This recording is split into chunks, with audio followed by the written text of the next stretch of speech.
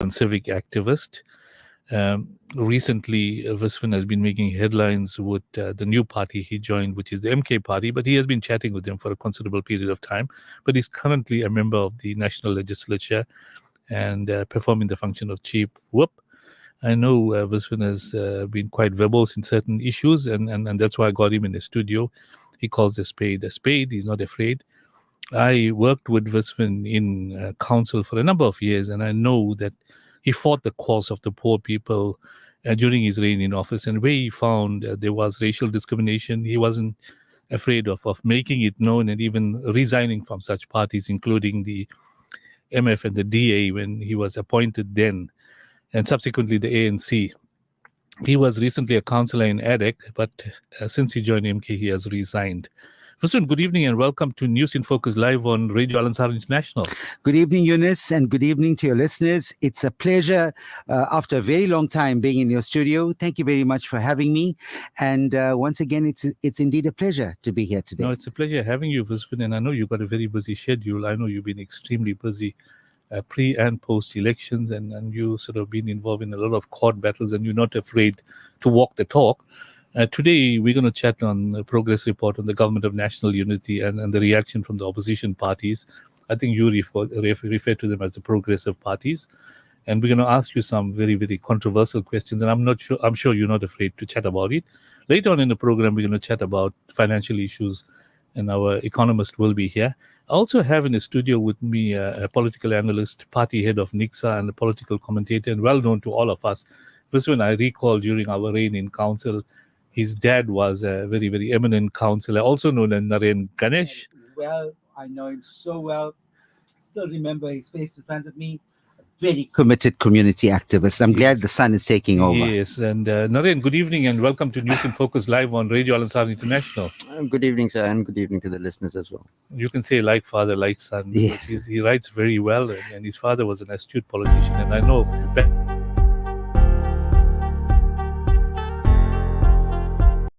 I'm not sure that he's still living. He is. He's actually in contact with me often, Kamal, yeah. Yes, so, I'm saying a lot of our old comrades and others are really coming on board now. Ladies and gentlemen, the show is interactive and we welcome your comments, which can be sent to us on the studio WhatsApp number 060-904-1056. Now, this one, I want to comment quickly. The entire South Africa were absolutely surprised. But obviously, they were aware that this new party, Umkhonto we Sizwe, known as MK, had been formed many months before the election. And they're going to be a party of force. But the performance was outstanding for the national elections, more so in KZN, when the numbers started to emerge. And we know that when votes were being counted, and when numbers were coming through on the television sets, after the day of counting, there were political analysts predicting that the ANC may end up with 25%, MK 25%, and suddenly it went the other way around. MK was close to 50%, and the ANC was below 20%. Now, you were on the ground before the elections, and a lot of hard work was done. For the benefit of our listeners, it's not just about people saying we want to vote MK because Jacob Zuma is a leader. He did have a huge influence, but also there was a lot of effort on the ground, and there was disillusionment from the voters on the performance in terms of service delivery, which you and I chatted many times about, that in terms of local government, that has now filtered through to national and provincial government because of lack of service delivery and poor performance of the then ruling party.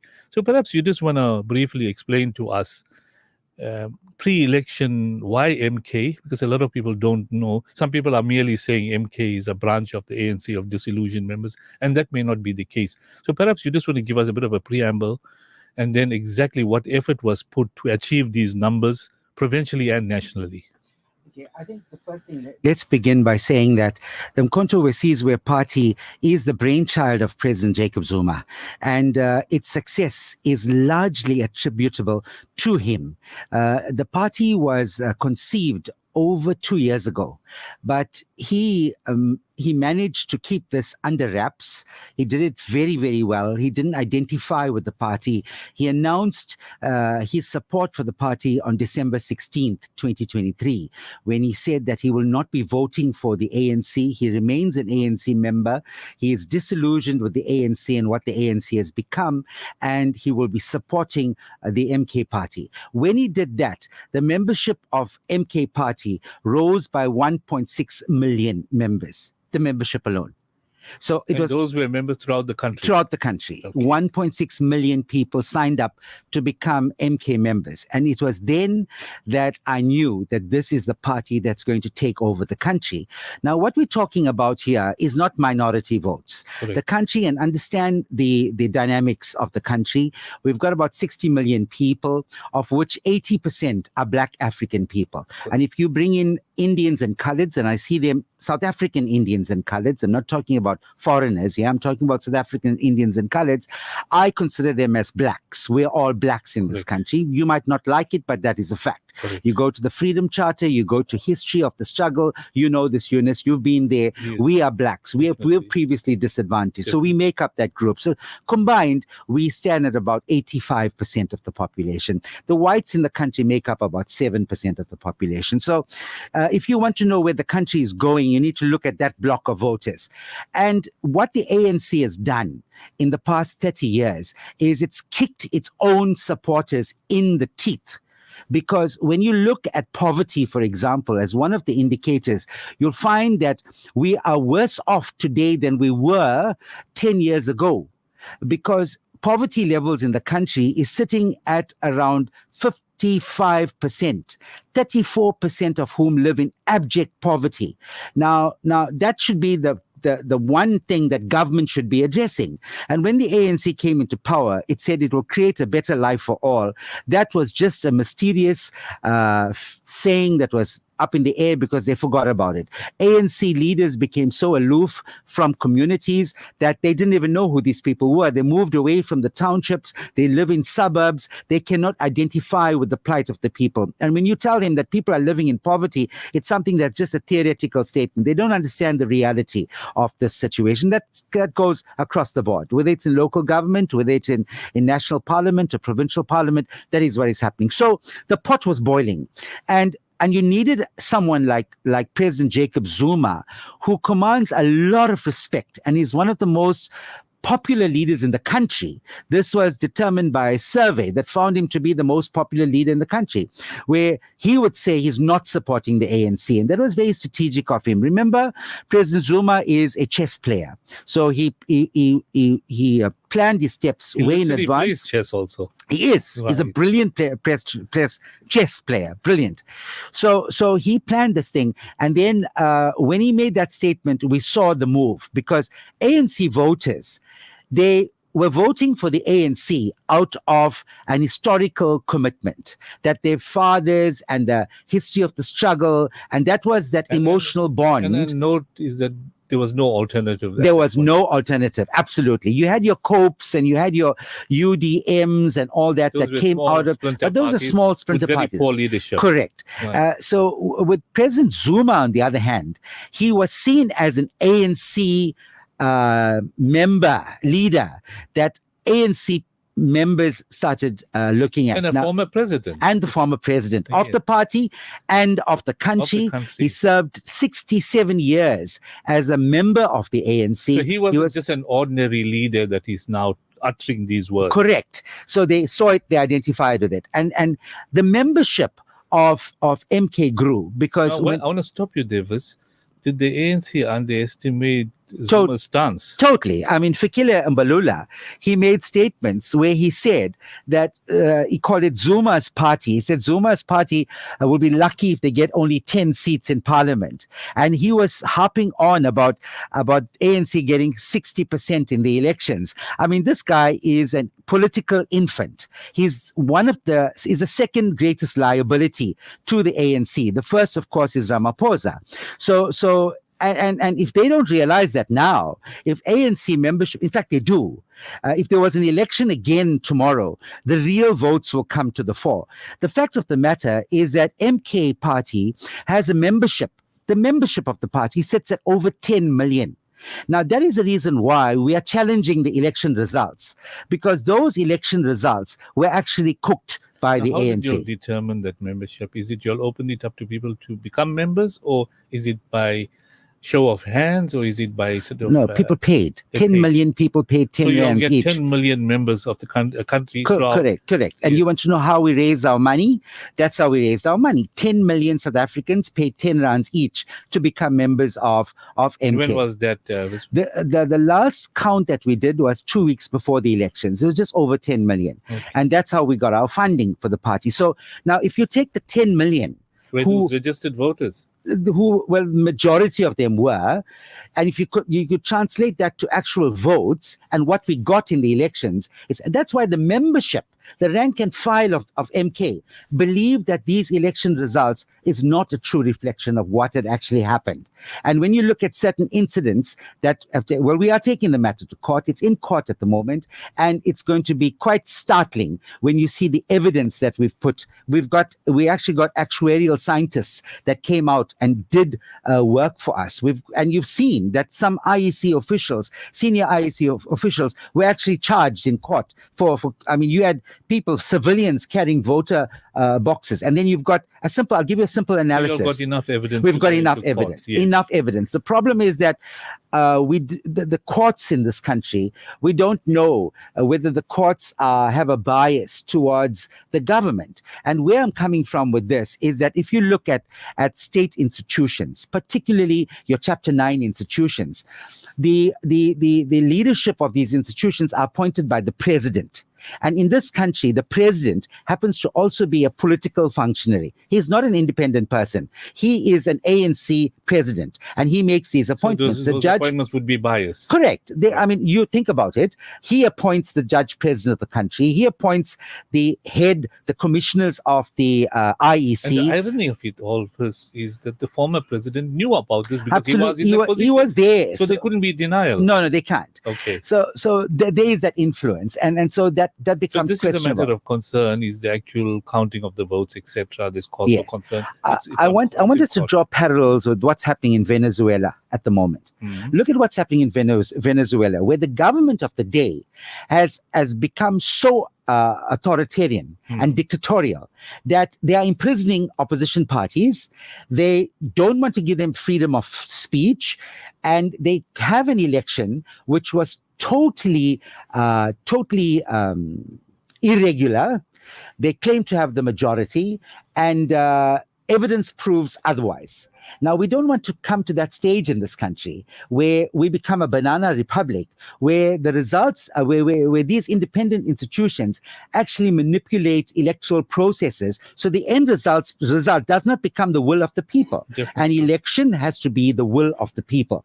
And this election result is clearly not that. In KwaZulu-Natal, we have an overwhelming majority in KwaZulu-Natal. We easily won KZN by over 50%. Comfortably. And then you get a situation where we have 46% of the vote, and the party that has the largest number of seats in parliament does not get into government. But in national, the opposite holds true. The ANC has 40%. Now, we sat in the studio. You had people from different political parties that came here. What was a common argument by these parties? We want to reduce the ANC majority. The ANC has to come to below 50%. There's only one party that brought the ANC down to below 50%. Not the EFF, not the DA, not any of these parties, except the MK party. So in a national parliament, we brought the ANC down to below 40%, and they are still licking their wounds up to today. Now, what do? Instead of saying, let's work with parties that share our common history, that share our common struggle, that want to achieve what we collectively agreed to achieve for the country, and that is to simply create equality, to be able to fight the economic imbalances, to fight poverty, to see that there is justice. Instead of forming a coalition with such parties, you then go into bed with parties that are diametrically opposed to your own value system. You go into bed with the DA. So you have what is called the so-called government of national unity. I don't call it that because this is not a GNU. Let's understand what the definition of a GNU is all about. A GNU is created in an event of a crisis. So you have one party that leads. The party need not have less than the majority. The party may have the majority. We had a GNU in this country in 1994, where the ANC had a significant majority, but it decided to bring in other political parties because we were in a transition from the apartheid South Africa to a democratic South Africa. So Mandela and others brought in your FW de Klerks, and you brought your IFP, Mangosuthu Buthelezi, you brought them into the cabinet. That is what you call a government of national unity. What you have right now is what I call a government of national convenience, a government of national corruption. It's a GNC. I've said this in Parliament, and the reason why they're doing this is, and I want to share this with you, and I'm going to be very frank about it. I want your listeners to hear this because you're not going to see this in the captured media today. The media of today, the majority of whom are captured, and I'll substantiate that by saying that one of the funders of the Ramaphosa CR17 campaign, which was an internal ANC election, which saw Ramaphosa becoming the president of the ANC. One of the significant funders there was the owner of ENCA, right? ENCA is an international news medium, and we know that the media, and that's one of the reasons why I enjoy coming to your studio, is because we say it like it is, unfiltered, undoctored. People make up their own minds. The media is like an anvil upon which people's opinions are shaped, and that is what it should be. But when the media starts to advance propaganda, we should be extremely worried. As South Africans, we should be really worried. In America, we see what's happening in America. So you then find that the owner of ENCA gives Ramaphosa 2 million rand. You then find that companies like your Oppenheimers and your Ruperts and all these major companies that have benefited during apartheid, that have benefited from our resources, are funding Ramaphosa. So what is the reason? Nobody will give you millions. Ramaphosa's election is estimated to have cost him, to win the ANC election, close to 1 billion rand. Who would give that kind of money for nothing in return? There's no such thing as a free lunch when it comes to political funding. Obviously, they wanted something in return.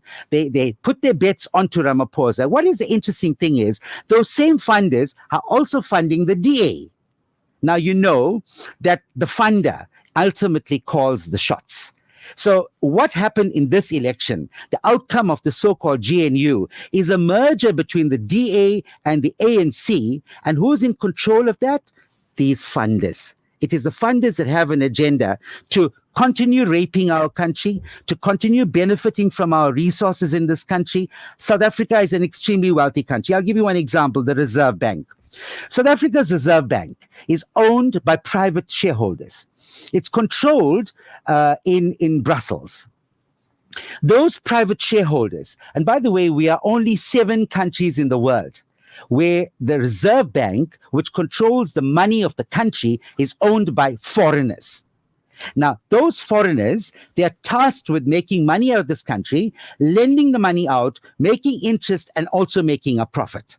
Now, why should that be the case? And that's the reason why MK Party wants the nationalization of the Reserve Bank. The Reserve Bank has to come back into the hands of South Africa, so the money we generate from this country through our mineral resources is shared among the people in this country. Let's make no mistake about this. In terms of our minerals, South Africa is one of the richest countries in minerals in the world. I will give you one example, and let's use this as an indicator. Go to the Johannesburg Stock Exchange. In your top 20 companies, the reserves in the JSE sits at 5 trillion rands. The budget of that's a budget we control in National Parliament. It's 3 trillion rand. The whole of the JSE top 20 companies are all holding a reserve in the JSE of 5 trillion. Now, you got your economist that's coming around later. That money is going overseas because many of these companies, the mining companies, especially the insurance companies, the retail companies, their owners are sitting overseas. They're making profit from our people and the money is going overseas.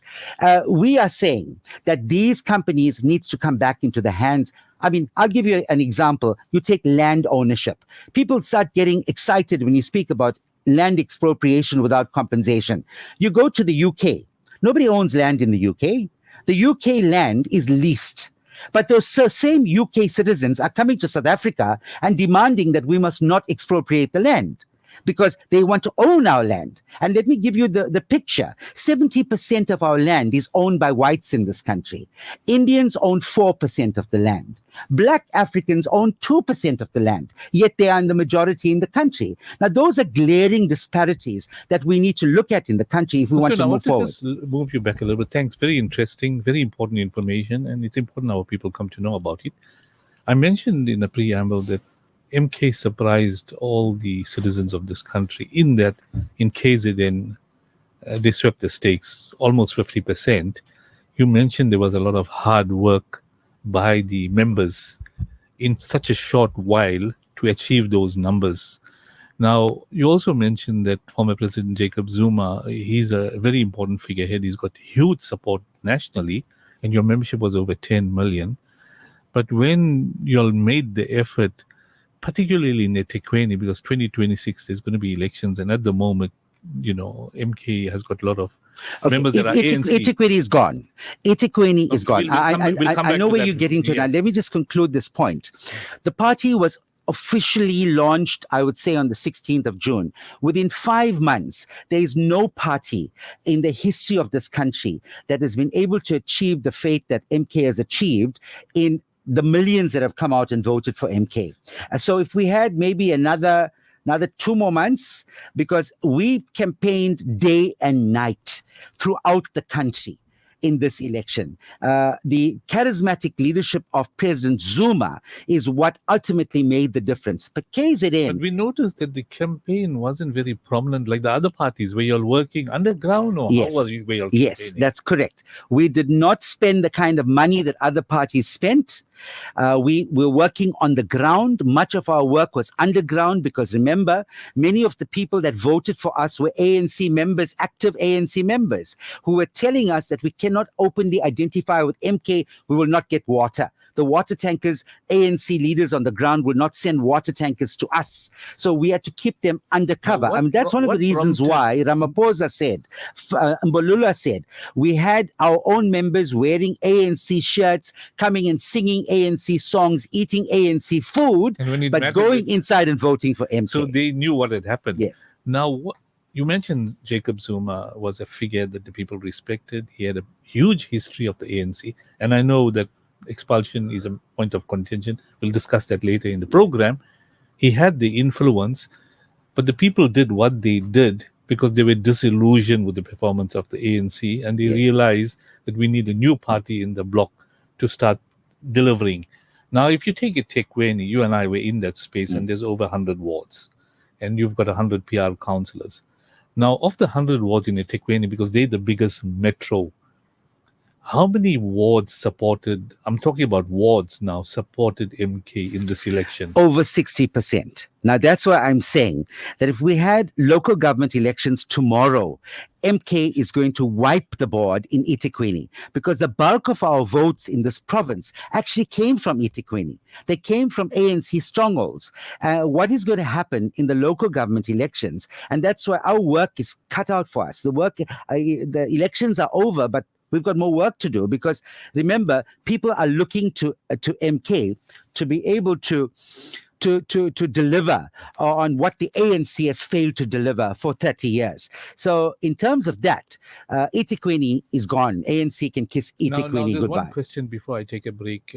I know we've been talking a lot, is that both at provincial and national, you mentioned that the GNU was formed because the ANC didn't have the majority at national, and also in KZN. There they were in the minority. But suddenly it emerged that they form a province of national unity in KZN for the PNU to take control, and in national, the GNU. Now, what you mentioned, Viswin, was the fact that MK, the ANC ought to have spoken to MK, but MK didn't get sworn in at the inauguration, and subsequently We boycotted the inauguration. yes, and also MK did not make itself available to chat to the ANC as part of the GNU. Any particular reason why you held back both in KZN? Because KZN, all you needed is one extra seat, and you would have been controlling the government, the provincial government, and in national, if you put yourself forward and got into a sort of a coalition or a GNU with the ANC, you would have achieved that objective. Any particular reason why MK held back, or were the ANC reluctant to get involved with MK? I explained to you at the beginning, and maybe I should conclude that by saying that what we know, the average person doesn't know, and that is that this is a far bigger agenda that's at play. The handlers of this agenda are sitting outside of the politics. These are big business interests, and it is in their interest that a party like, it's purely business. Ramaphosa was fighting tooth and nail to ensure that they do not form any strategic alliance with the EFF and MK. Remember, at national, the Progressive Alliance, together with the ANC, holds 70% of the vote. So why would you not opt to go that route? Instead, try to go into a coalition with a myriad of parties that have such different opinions. I'll give you an example. Let's take the issue of international relationships and the views on Palestine, which is something that's topical among your listenership. We know that the DA has this affinity and alliance with Israel and the Zionists. We know that, right? And they would not openly declare their support for Palestine. The ANC, on the other hand, has been claiming to be in support of Palestine for whatever reason. Maybe they were getting funding or whatever, I don't know. And now, how do they see themselves eye to eye? Because these funders are Zionists. They're Zionists. So that's a huge challenge. Correct. And so who's really controlling the GNU? Time will tell us. Yes. We are sitting on the sidelines. We're working with the communities, and time is going to expose these hypocrites. We'll take a break on that note. Sure. We'll chat about this after the break. Welcome to Simplex Radio. Visit our showroom for the full range of car audio. Our TV department carries top brands with quality LED panels, full HD to Ultra HD, and now the experience of Super Ultra HD. Visit our theater rooms and transform your home with brands like Onkyo, Integra, Denon, Boston Acoustics, Yamaha, and more for quality audio visual experience. Now available, full range of home appliances. A one-stop shopping experience. Call 031-306-4029 or Kenilworth Park, 202 Brickfield Road, Overport. Simplex Radio, the name you can trust. Famine, conflict, and severe economic decline make the humanitarian crisis in Yemen the worst in the world. More than 20 million Yemenis do not know where their next meal is coming from, and over 10 million are suffering extreme levels of hunger. With your support, the Al Imdad Foundation delivers essential food aid to starving Yemeni communities. It's a question of survival. So let's do what's right. Donate online at alimdad.com or call 0861 786 243 for more information. Shimmer, sparkle, captivate. Nothing less than a masterpiece. Droplets of gold inspires precious design. Platinum bursts with intricate freshness. And every pure diamond becomes more than just a girl's best friend. Voda Gold Gem Jewelers, where timeless dreams become a reality. We tailor-make designer gold, platinum, and diamond jewelry. Trade in or remodel your old gold. Clad yourself with classy name-branded watches. We offer insurance valuation and freezer card calculation. Visit us at 534 Ridge Road, Overport, or call 031-208-9142. Voda Gold Gem Jewelers, manufacturers of fine gold and diamond jewelry. Listen to News in Focus on Radio Al-Ansar, Durban 90.4 and Peter Marisburg 105.6 FM every Wednesday from 8 p.m. with Yunus Sakur. That's 8 p.m. every Wednesday. Radio Al-Ansar, keeping you informed.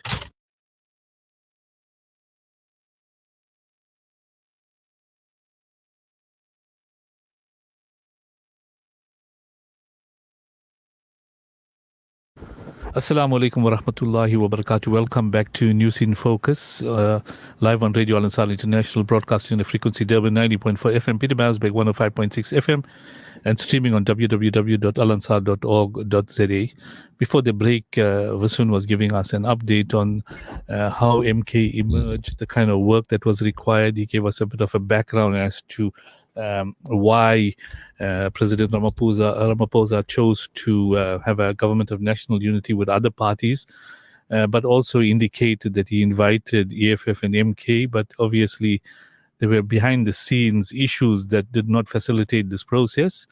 What Viswan mentioned is that this is the will of the people. In KZN, majority support here. Come local government elections, it'll be a different ball game. Because the party is new, they got a lot of work to do, but also a lot of support.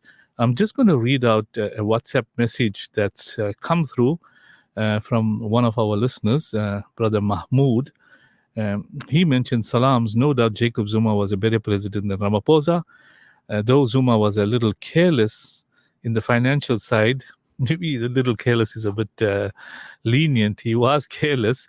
Maybe he wasn't a financial man, but we had a better livable economy. I wish he could return as president, but do understand that during Jacob Zuma's reign, Pravin Gordhan was the Minister of Finance. So obviously, he must take responsibility for some of the issues that came up. So obviously, we need to understand that some of the guys that were there were key guys that were holding different portfolios, including the electricity portfolio. Pravin Gordhan was holding that. First, I was going to ask you this question, and I thought I'll raise it with you, that when this government of national unity was formed, there was a reaction from the financial markets. And you mentioned briefly that the JSE is controlled by the capitalists, and it's still. Now, obviously, the rand is highly overstated because at the moment it's sitting on 1840, but early days it was like 1150 when Zuma was president. It rose for various reasons, and the markets abroad, etc., have been controlling the rand as well as our economy. So when there was this GNU announced, there was a reaction. The rand came down to below 19 rand, 1840 to 1790, and the JSE indices went up from below 80,000 to now over 80,000. So there was a reaction. How would you, as a MK senior member, consider the movement of the markets because of the formation of the GNU? Is this to prove to the world that we are capitalists and we're controlling the economy? The rand, the manipulation of the rand, it's actually like a fairy tale. In this country, we had load shedding at its worst in the country. We went to stage, I think, 14 or 15 load shedding. You then heard of the manipulation of the rand by banks, major banks. They were charged and fined billions of rands. It never affected the rand. But when President Zuma announced that he's going to be part of this party, it affected the rand. So it's only when Zuma makes certain statements the rand gets affected. No. Let's be critical about this. Let's look at the facts facts on the table. The facts is that what we hear about the rand, it's simply an agenda driven by capitalists. By the capitalists that control our economy, that want to see the GNU in place. I find it amusing. We need to read these articles with a very critical mind, seriously. Otherwise, we'll get brainwashed by these things. I've seen, for example, slight movements by a fraction making headlines in some of the ENCA-owned media. Why would you choose that to make that a headline when it makes no difference to us? But they want to show that this government of and I also saw another article today in the same one of these News 24 mediums saying that the GNU is going to be a success and for the next 5 years, immaterial of what people are saying. Now, why would you choose? Is that a story? And when you read the article, it quotes sources. It doesn't say who, it quotes sources. We've also seen some political analysts who have a bias towards political parties, who are active members of political parties. How then do they become independent analysts? One of these guys he wrote a book for Herman Mashaba.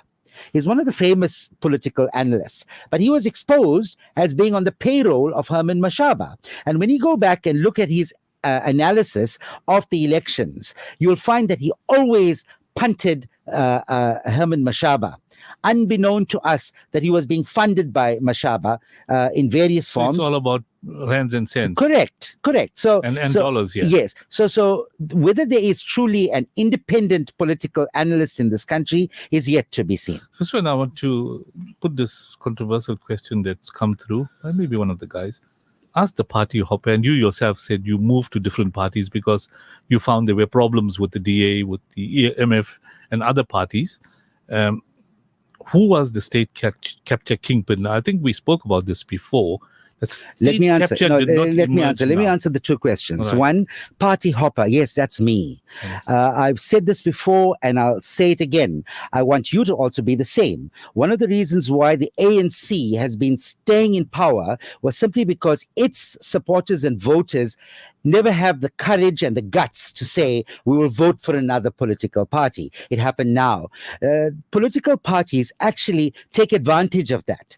And so we as voters are meant to keep political parties in check. And for the record, I would have been in parliament today through the DA 20 years ago. Tony Leon sees me and he says, never in his life has there ever been anyone to turn down a parliamentary position as I did, and you never forget it. Okay. So that's one. I've had various positions in parties. I left simply because what they became and what they stood for was not what I believed in.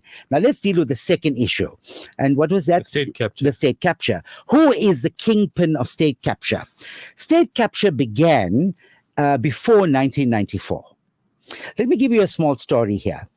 Mandela was in Robben Island.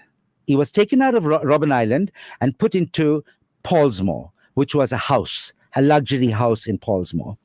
He was allowed through the National Party government to have meetings with Oppenheimer. Oppenheimer brought in other big business that were benefiting from the government and benefiting from the resources at the time. He brought them together to meet Mandela. And these are documented by people. One of the guys is Professor Sampi Terblanche.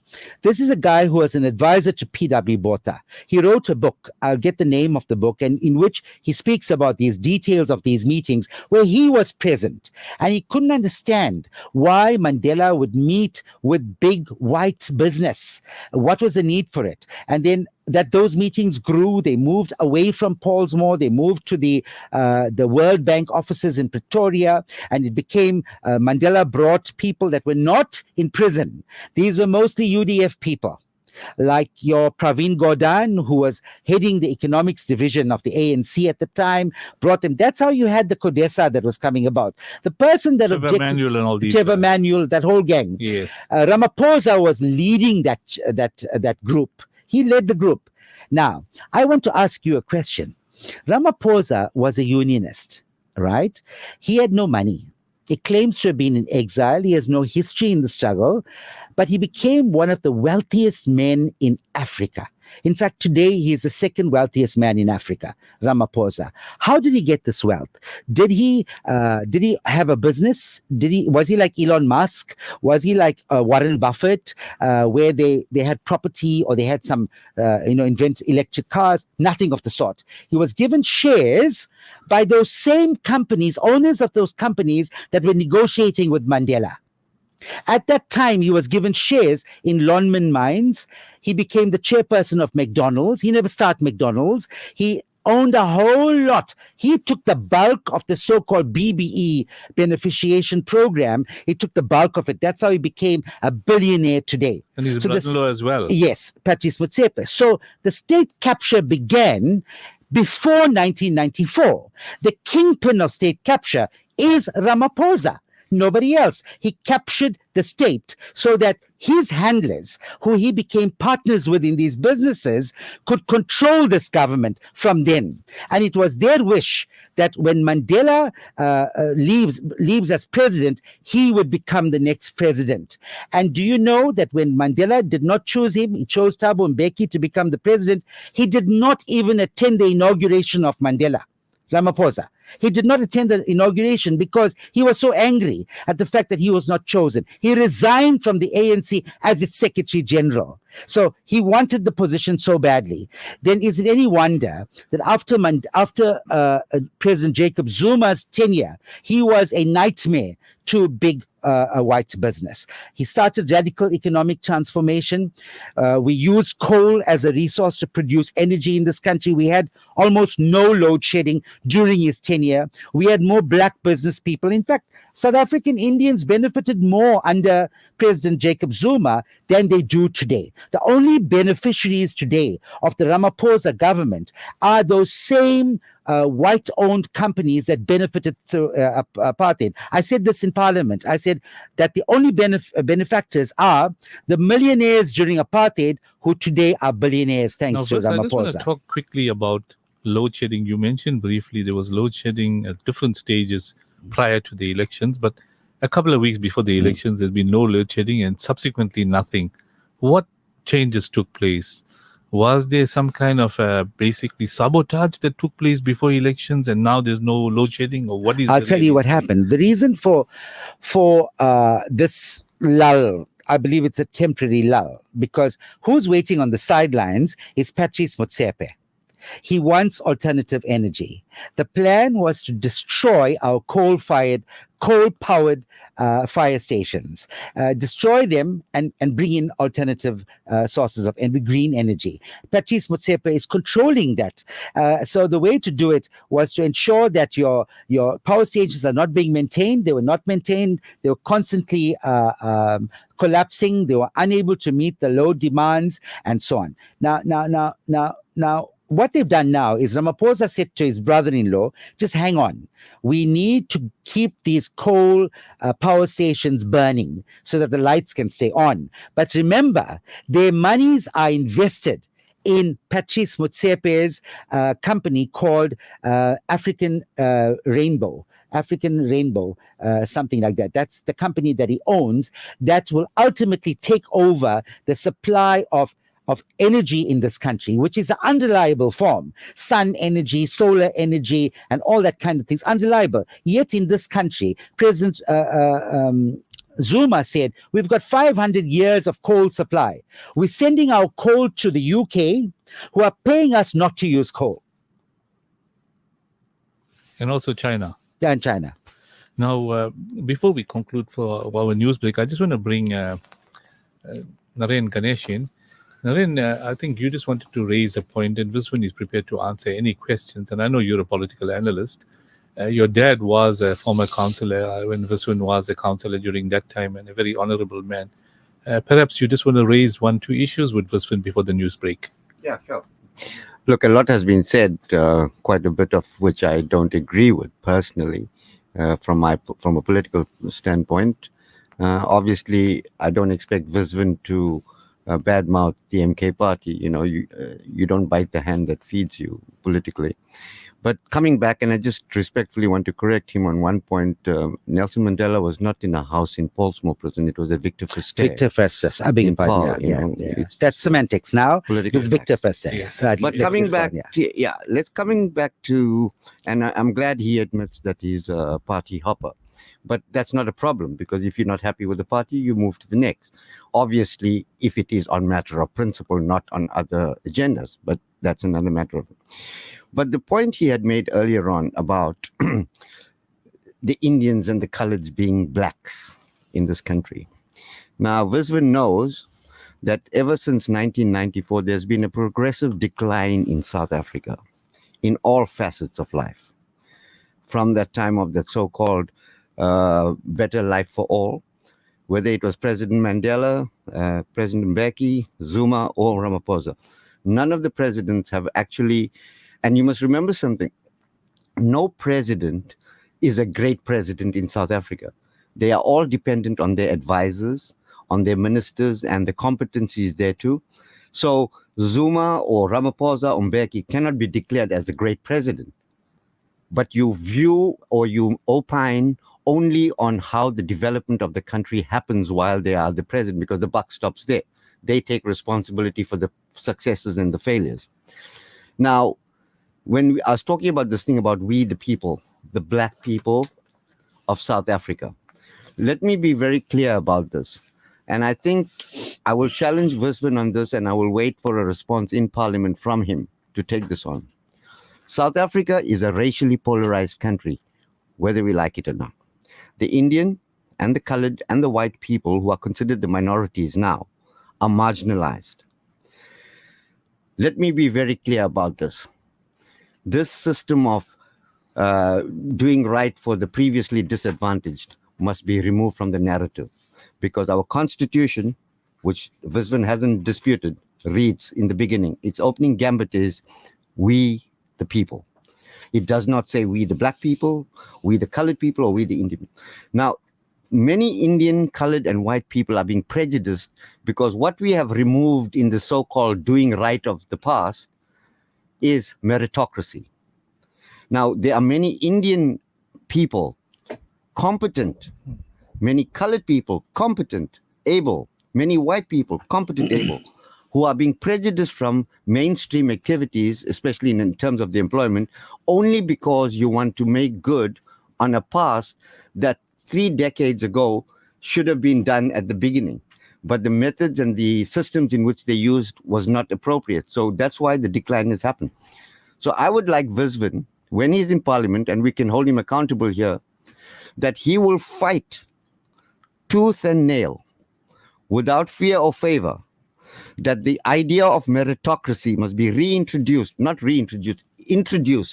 as a matter of urgency into South African life, so that all our systems, starting at local government, provincial government, national government, and all facets of private life, where a person is taken on to do a piece of job only and only because he or she is competent, able, and has the ability and capability Thanks to for raising that execute point, Naren. Listen, we'll delay our news by 2-3 minutes. I know that in previous programs you mentioned this strongly, that people are being discriminated. What is MK's position? I know they're a relatively new party. They're not in government yet. In KZN, they got the majority. But what is the position? Okay, the first thing is I need to clarify, Naren, he is a leader of some political party, something, right? So I wouldn't consider him to be truly independent as a political analyst. Okay. So this is maybe something that his party is championing. I'm not in that party. So when he gets to Parliament, he must champion that issue. So for us, meritocracy is something that is an issue that I believe in. You know my personal views on that. We need people who are competent, who can manage the country, but we will not use that as an excuse to promote white people. The fact of the matter is, when I speak about poverty, only 1% of whites in this country live in poverty. Only 2% of whites are unemployed in this country. So we live in the most divided country in the world. This is not something I'm saying. It is the World Bank that did its own research, and they've concluded that. So that is my level of political understanding, Eunice, is at another level. I've been in this game for a long time. I think you know me. So I'm at a completely different understanding. I'm at that level of understanding. I'm here because I want to see issues of poverty, inequality, economic redress being addressed. That is the main priority of why I'm here. I'm here because MK is here. I'm here because when I go into a Black African township, they regard me as their leader. They don't see me as an Indian, and I don't see myself as an Indian either. An Indian, we are declared by our place of birth, our citizenship. Our citizenship is determined by our place of birth. I'm born in Africa. I'm a 4th generation African. I consider myself African. So I think I'll be painting myself.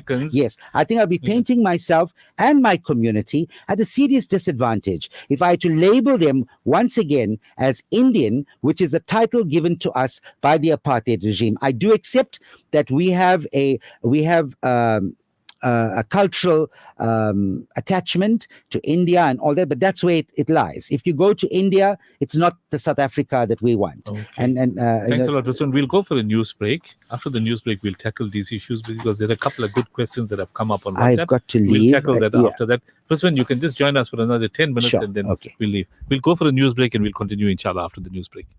The Outreach Slice of Life campaign. Since its inception, our Slice of Life has touched the lives of countless individuals through our distribution to schools, old age homes, orphanages, and deserving families within our community. This initiative has been instrumental in alleviating hunger. For only 9 Rand a loaf, you will be providing a family with their daily staple, bread. Donate now on www.alansar.org.za or call Outreach on 031 208 1601. An informative Islamic global perspective. This is Al Ansar News.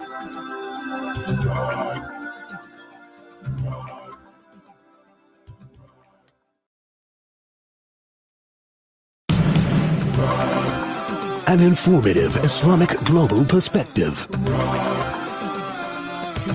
This is Al Ansar News.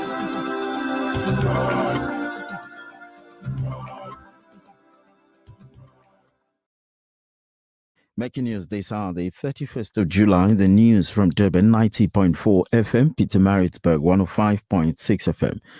Premier delivers maiden address. Mary Kimonina, KwaZulu-Natal Premier Tamin Tuli has warned municipal and provincial officials that clean audits will become part of all performance agreements in the future.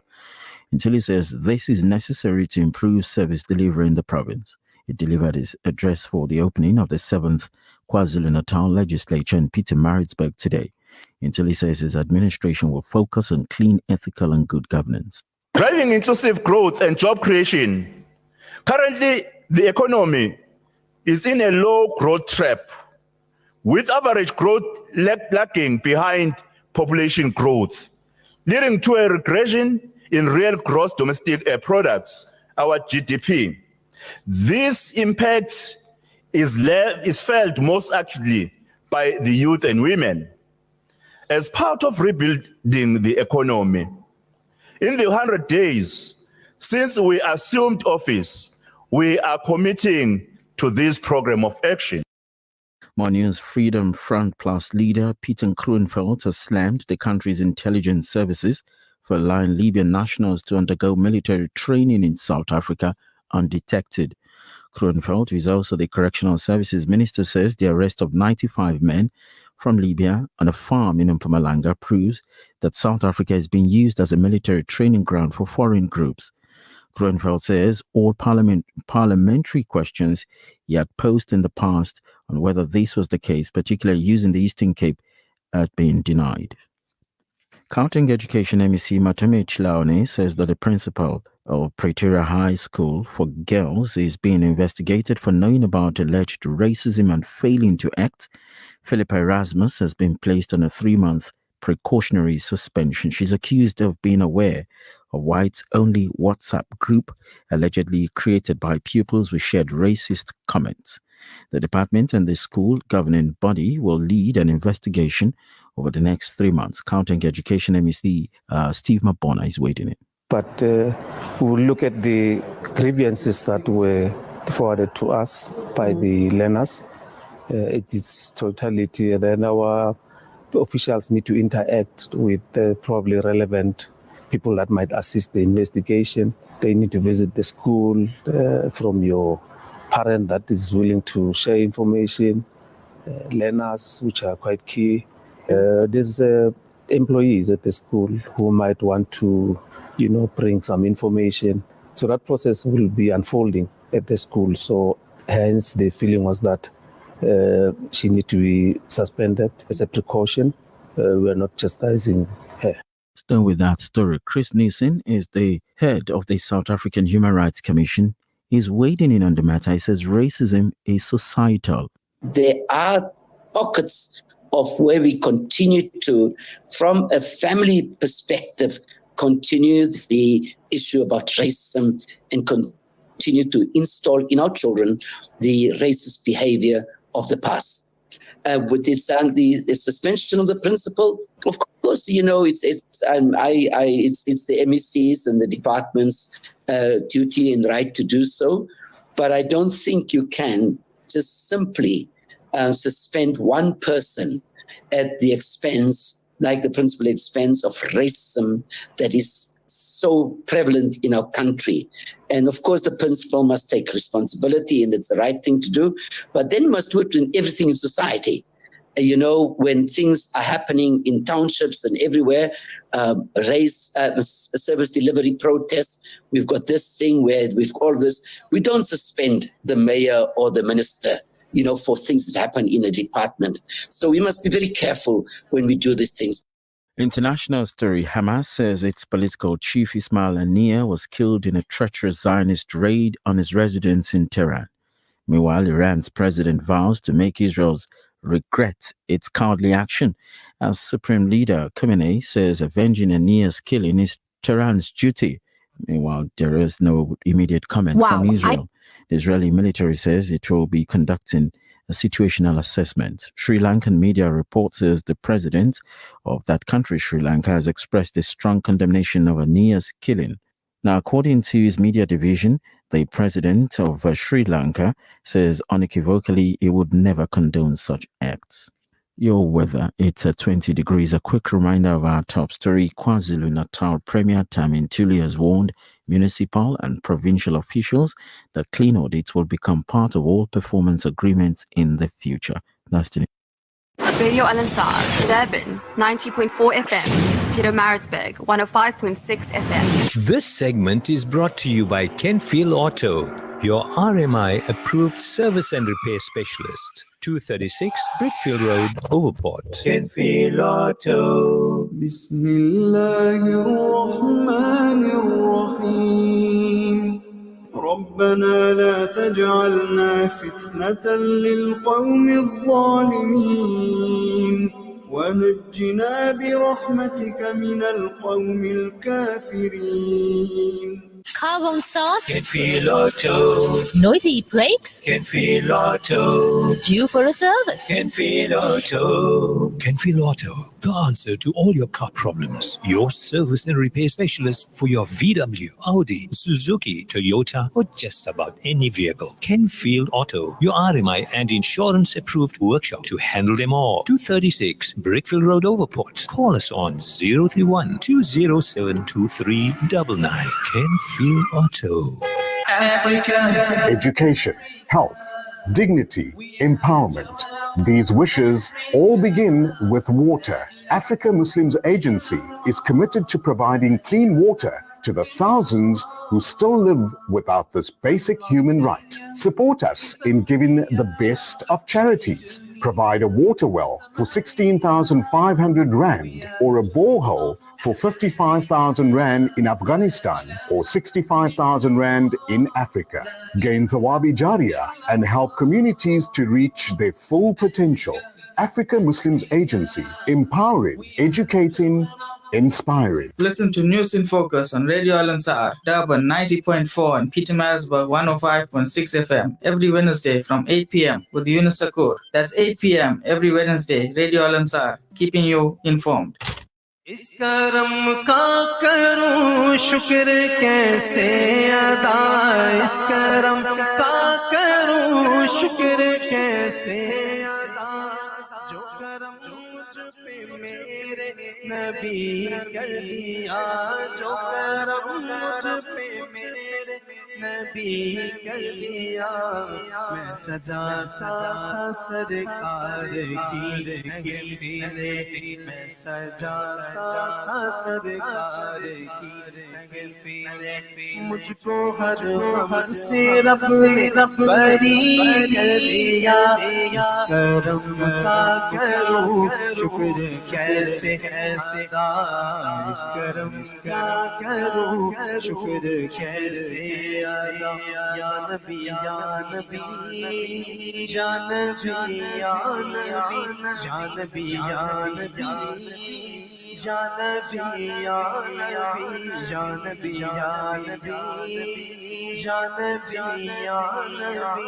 जिक्र सरकार की बड़ी बरकतें, जिक्र सरकार की बड़ी बरकतें, मिल गई रिफ़अतें, अज़मतें, इज़्ज़तें।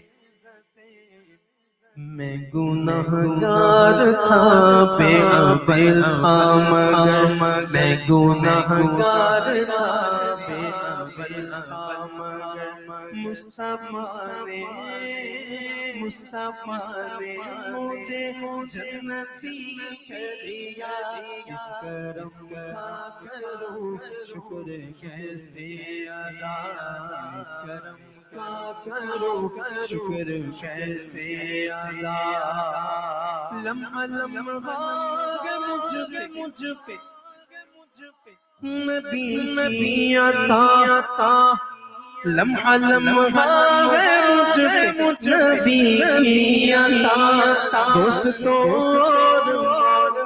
मैं मौला से क्या ये कम है कि मेरे खुदा ने मुझे, क्या ये कम है कि मेरे खुदा ने मुझे अपने महबूब का उम्मती कर दिया, अपने महबूब का उम्मती कर दिया।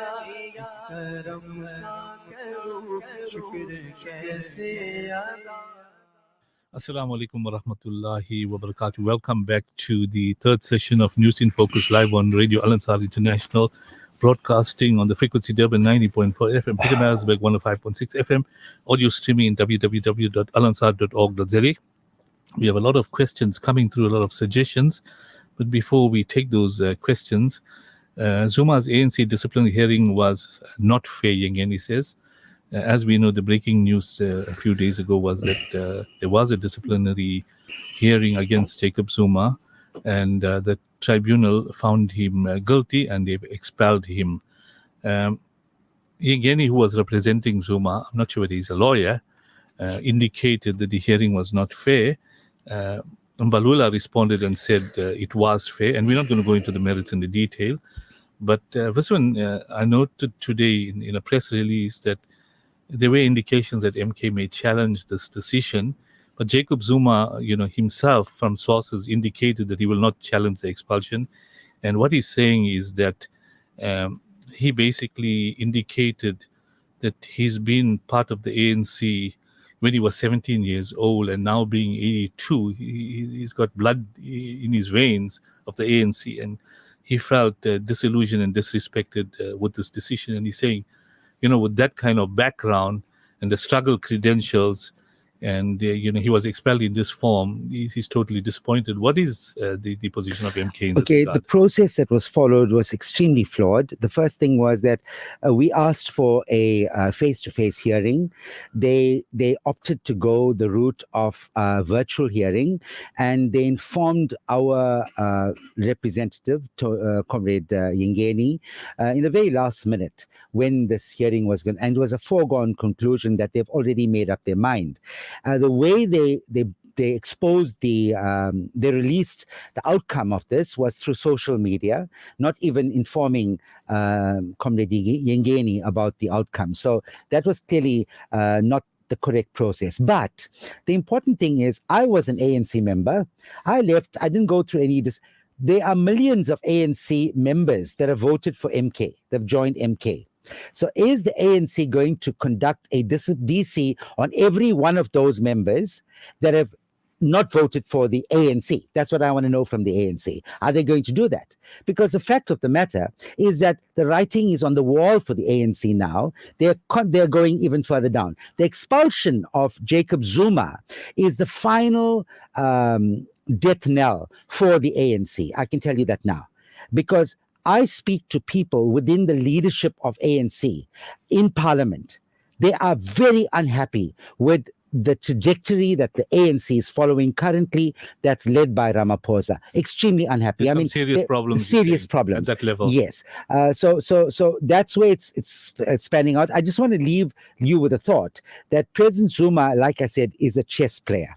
So every move of his is well calculated, and you will see the repercussions of these a few months down the line, especially in the local government One final election. question. The fuel before prices. There's a sort of truth about Robben Island. One listener wrote in, he says, Salams, Mr. Reddy is correct about Mandela, who sold South Africa to the That's correct. Illuminate white conglomerate. Yeah. That's when they put South Africa on the New York Stock Exchange as a Yes. common business. Correct. Now, we don't want to debate that issue, but one of the listeners says, Visvin, you want to know, can Uncle Visvin tell us when the price of petrol Excellent. is going to come Right. down? Because you were basically one of the Yes. sort of fighters of bringing Yes. the petrol price down, and I notice it's gradually coming down. Yes. Eunice, I will single-handedly led the campaign in this country to bring fuel prices down.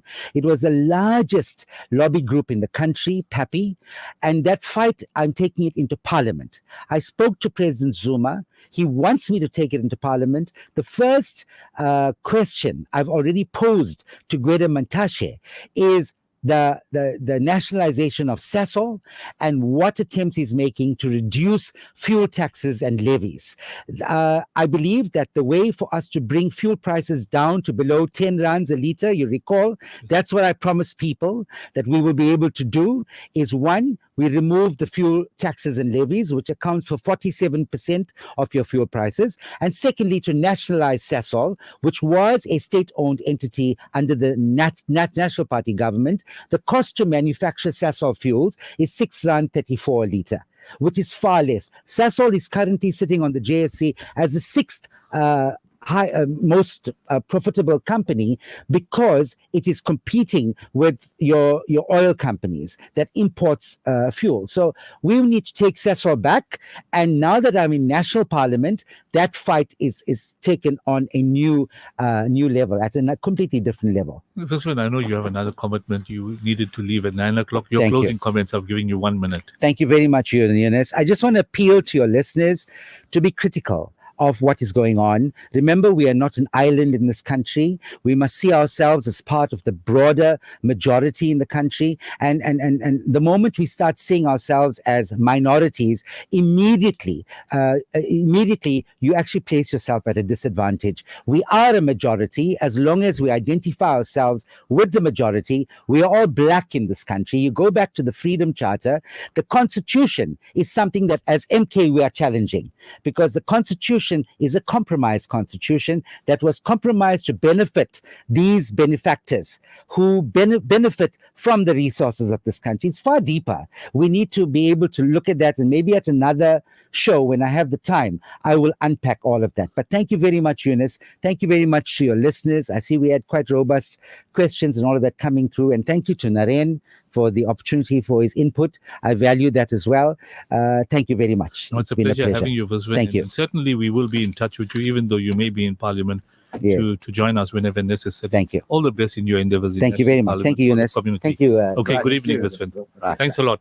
I want to bring in our friend Hassan Mutala. Yeah, Hassan, you heard Visvin mentioning that obviously the Johannesburg Stock Exchange is controlled by a certain brand of businessmen, and that has been the agenda for a considerable period of time, and the markets are reacting accordingly. Now, the rand came down from 19 rand, whatever figure, to, and it's sitting around 1825, 1830. It dropped to below 18 rand, but it's stuck around those levels. And you and I discussed that the realistic price of the rand is around 10, 11 rand or even less. Visvin mentioned the price of petrol should be below 10 rand or thereabouts. So there is some kind of a control of the economic sector by, as Visvin refers to as the white monopoly government.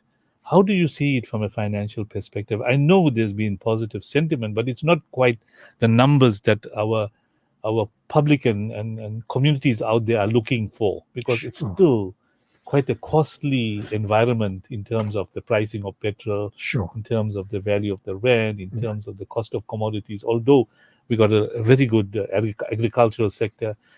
Visvin mentioned a very strong mining sector, but the benefits to the country we're not yielding. From an economic perspective, how do you look at this whole situation?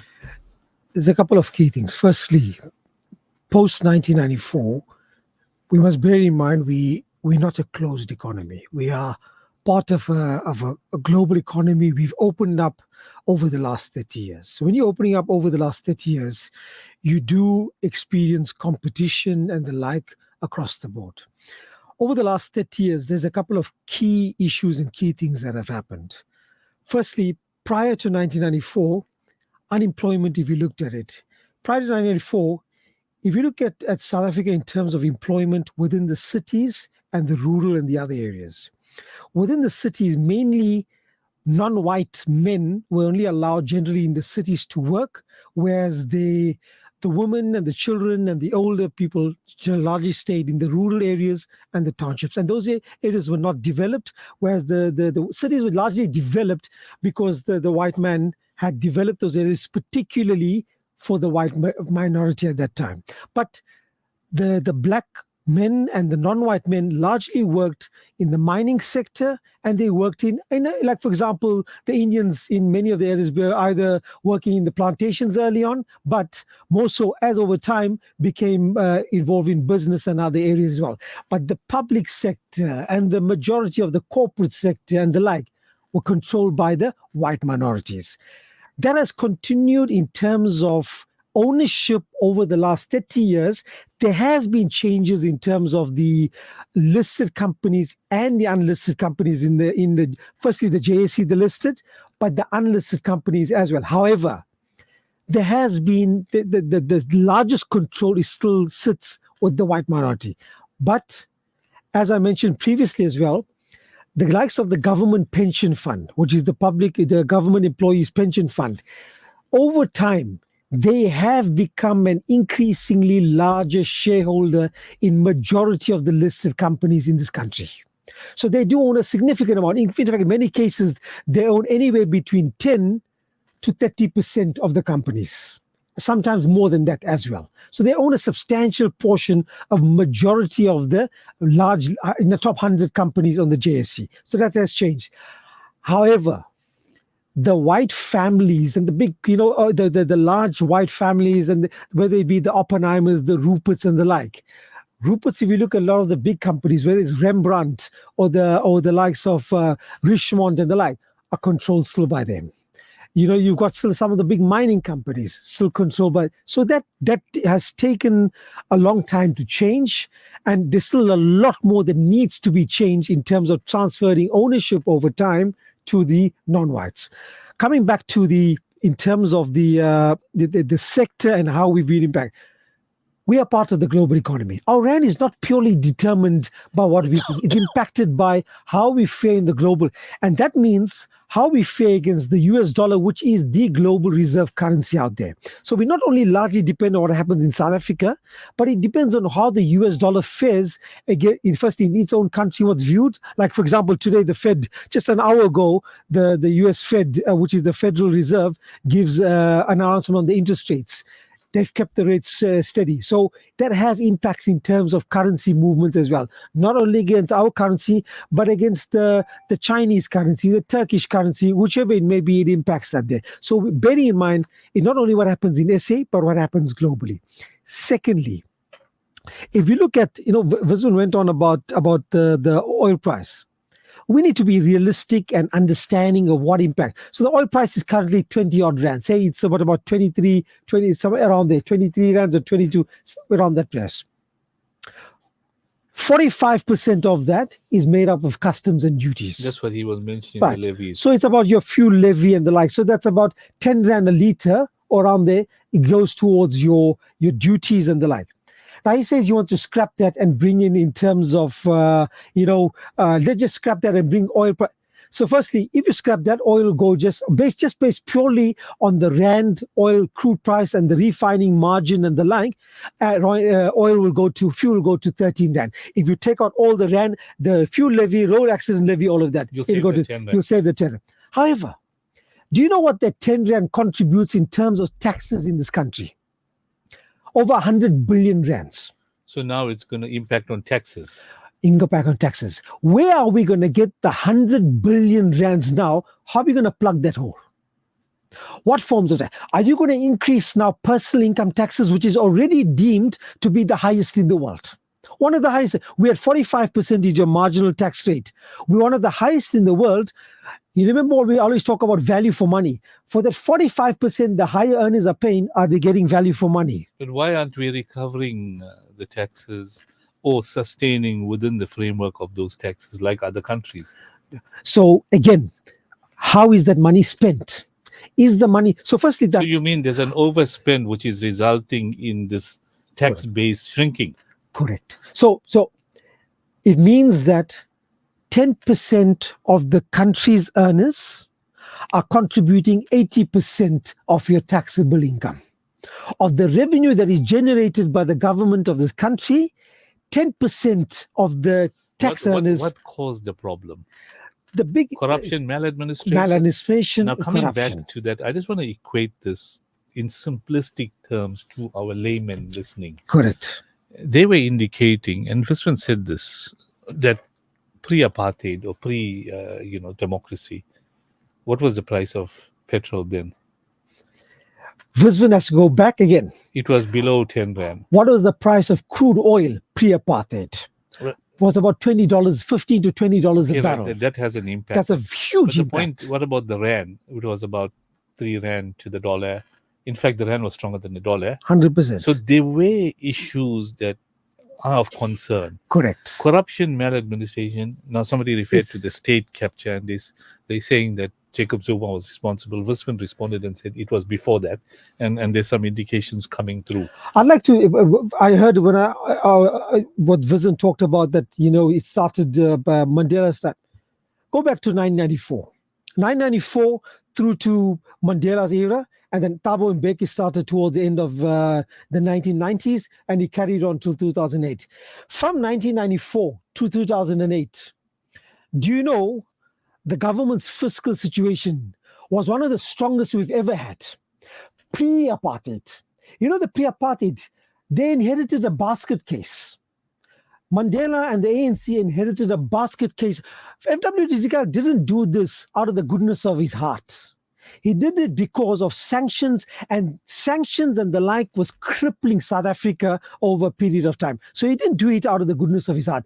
They did it because they understood that if they carried on... a country with a strong economy. No. He handed an economy. He handed a country which had a huge amount of debt, was already under pressure, and the currency was already on the way downwards. It was already... So he didn't make it like, I'm handing you, a silver platter and you just do... No. He handed it when Mandela took over, and then first you had there was the white MP, there was the finance minister, and then after that it became Trevor Manuel.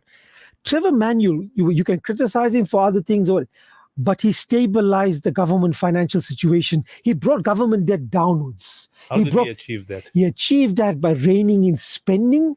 And he maintained taxes at a certain amount. And they encouraged also a bit of economic, and they pursued. First they stabilized, and then they tried to. But Mbeki came in. Mbeki continued that. And during Mbeki's era, the benefit he had was we obviously had the Chinese boom, which resulted in commodities. We were a major exporter. Now, one can argue we should have developed our further industries on the back of that, which we didn't do. And that's obviously one of the negatives. And the second negative of Mbeki, he didn't spend on energy infrastructure. That was two of his negatives of his era was the not spending on energy infrastructure, and secondly the antiretrovirals. But coming back to this point, Viswan says that no, yes, you could argue that white monopoly still controlled, and that was true. Nobody says that, and the black economic empowerment that came about was not the best way they went about it. The solutions were not the greatest solutions, and I think over time you're seeing some changes and improvements in that. However, the fiscal situation improved. The economic growth from 2001 to 2008 was the highest we had seen in 20-30 years. We had strong economic growth during a period. When President Jacob Zuma took over from 2008 onwards, he says no load shedding. Why no load shedding? Firstly, economic growth collapsed. Remember, because you had the global financial crisis, we were also impacted on that. Growth came through, so demand for electricity came down. So there was no, when electricity demand comes down, then you can manage your supply. Secondly, he introduced two big projects, Kusile and Medupi. Where we are today with Kusile and Medupi, are they operating at the expected capacity? Not even close. Not even close. Were they well over budget? They were completely over budget. Again, come back to that state capture and the maladministration and the corruption that had taken place. And it was not necessarily just the Guptas and the like. It was included all the major corporates, whether it was Hitachi. There were so many others. There were many of the Bain and Co. and all these guys were involved in it. So there were many all involved. those politicians that are in office as we speak were part of the system then.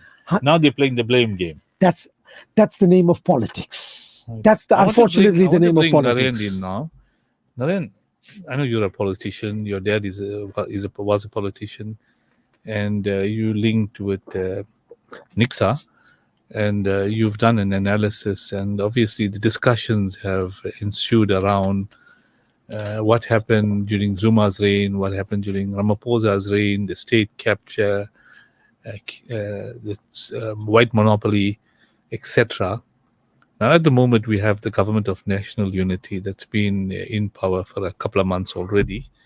And our topic for this evening is, the progress of GNU and the reaction from the opposition parties. And we had a clear reaction from MK, represented by Viswan, his perspective, and he was very candid. Now, you being an independent, analyst and a party head of Nixa, which is to be involved in local government elections, what is your viewpoint? I know you have some issues relating to discrimination, which all Indian coloureds are really concerned about. But at the same time, how do you see the situation? Do you, agree that, Ramaphosa is now playing the blame game to Zuma? Zuma may have had his flaws and what have you, but this is a game being played. How do you see it? Say at the outset, it's very sobering to hear an economist talk because it makes sense. What Hassan has said actually resonates with the reality. It's actually. This is why I threw this awkward question to Hassan, because we got listeners out there are a little bit confused, if not completely confused, because politicians will play the blame game, but there's certain realities that we're facing now. Because a lot of what Viswan presented from MK's perspective is the reality on the ground. Of course, he's now have to decide what role MK plays, and we didn't have time to chat with him in the national legislature as the opposition. And I would have preferred to have engaged with him because, like I said on the previous show, you must remember MK is not a new party. It's a ANC in a different role. They were underground 2 years ago. Yeah, well, you see, that we need to verify. If there's some empirical evidence to suggest underground movement, then maybe he can expose it and show it. From your understanding, when was MK formed? Look, if we think about it, any time prior to Zuma being removed from office, was there any talk of any kind of dissent that was happening? No. The moment Zuma was removed and all the shenanigans that began thereafter, you can see that there was, and look, it's my personal opinion that MK was merely a rebound for revenge against Ramaphosa, because you had the CR17 and you had the RET factions contesting. I mean, if you there look, was a split in the ANC for the last couple of years, and the split was three ways. Inevitable there would be another party, not necessarily a COPE or there were three parties UDM. Actually: the EFF, the ANC, and now the MK. Well, listen, after EFF or before EFF, there was COPE, then there was UDM, and these were all ANC members, and then now you had EFF, and then you got MK. Yeah. Now, but MK was the biggest movement of ANC members. Yeah, but you must remember something, that the politics that Viswan was talking about is not the politics of revitalization of South Africa. It is merely, it's regurgitating the nonsense that we had seen in under the Zuma regime. Because what happened to the Gupta? Who consolidated the Gupta control of South Africa at that point in time? He was not prepared to give the answer. He should have addressed that issue, because it doesn't mean that MK now is suddenly looking at this country to make it into this beautiful, from a caterpillar to a butterfly. No, it's the same people who were corrupt in the ANC, who were part of MK then, who are still part of it. I mean, Viswan, for example, jumped from party to party to party, not because he was concerned about the welfare of the country. He won't admit it, but it was an agenda for financial benefits as well. Now, some might say that's speculation. He answered that question. He made it clear, and I was in government during that period, and I know he was very strong against some of the DA's principles, where they were discriminating, and a lot of their ways of dealing with appointments, etc., were racial. And within a couple of months, he raised it. So he was given a lucrative position, because when he joined the ANC, he also had problems about the issue of discrimination against other race groups as well. So I remember he indicated clearly he won't tolerate that. But when he was in my show, and I'm basically talking about what's fair and true, is he indicated the issues about the price of petrol, about state capture, about service delivery being compromised big time, and the failure of the ANC, etc. And these he articulated today. So he's not opportunistically talking about the MK. What surprised us all is the achievement and the outcome of MK. They weren't, as Mbalula said, a small party that just got a couple of percent. They came and shook KZN and said, we are here. And we all predicted, if you recall in one of the shows, that MK will be a player. Political analysts said around 20% in KZN and around 5 or 6% in national. And they doubled both. So obviously they're not small players in the market anymore. And maybe we're going to debate quickly in the next 20 minutes how a local government is going to go, because that's an area you're looking at.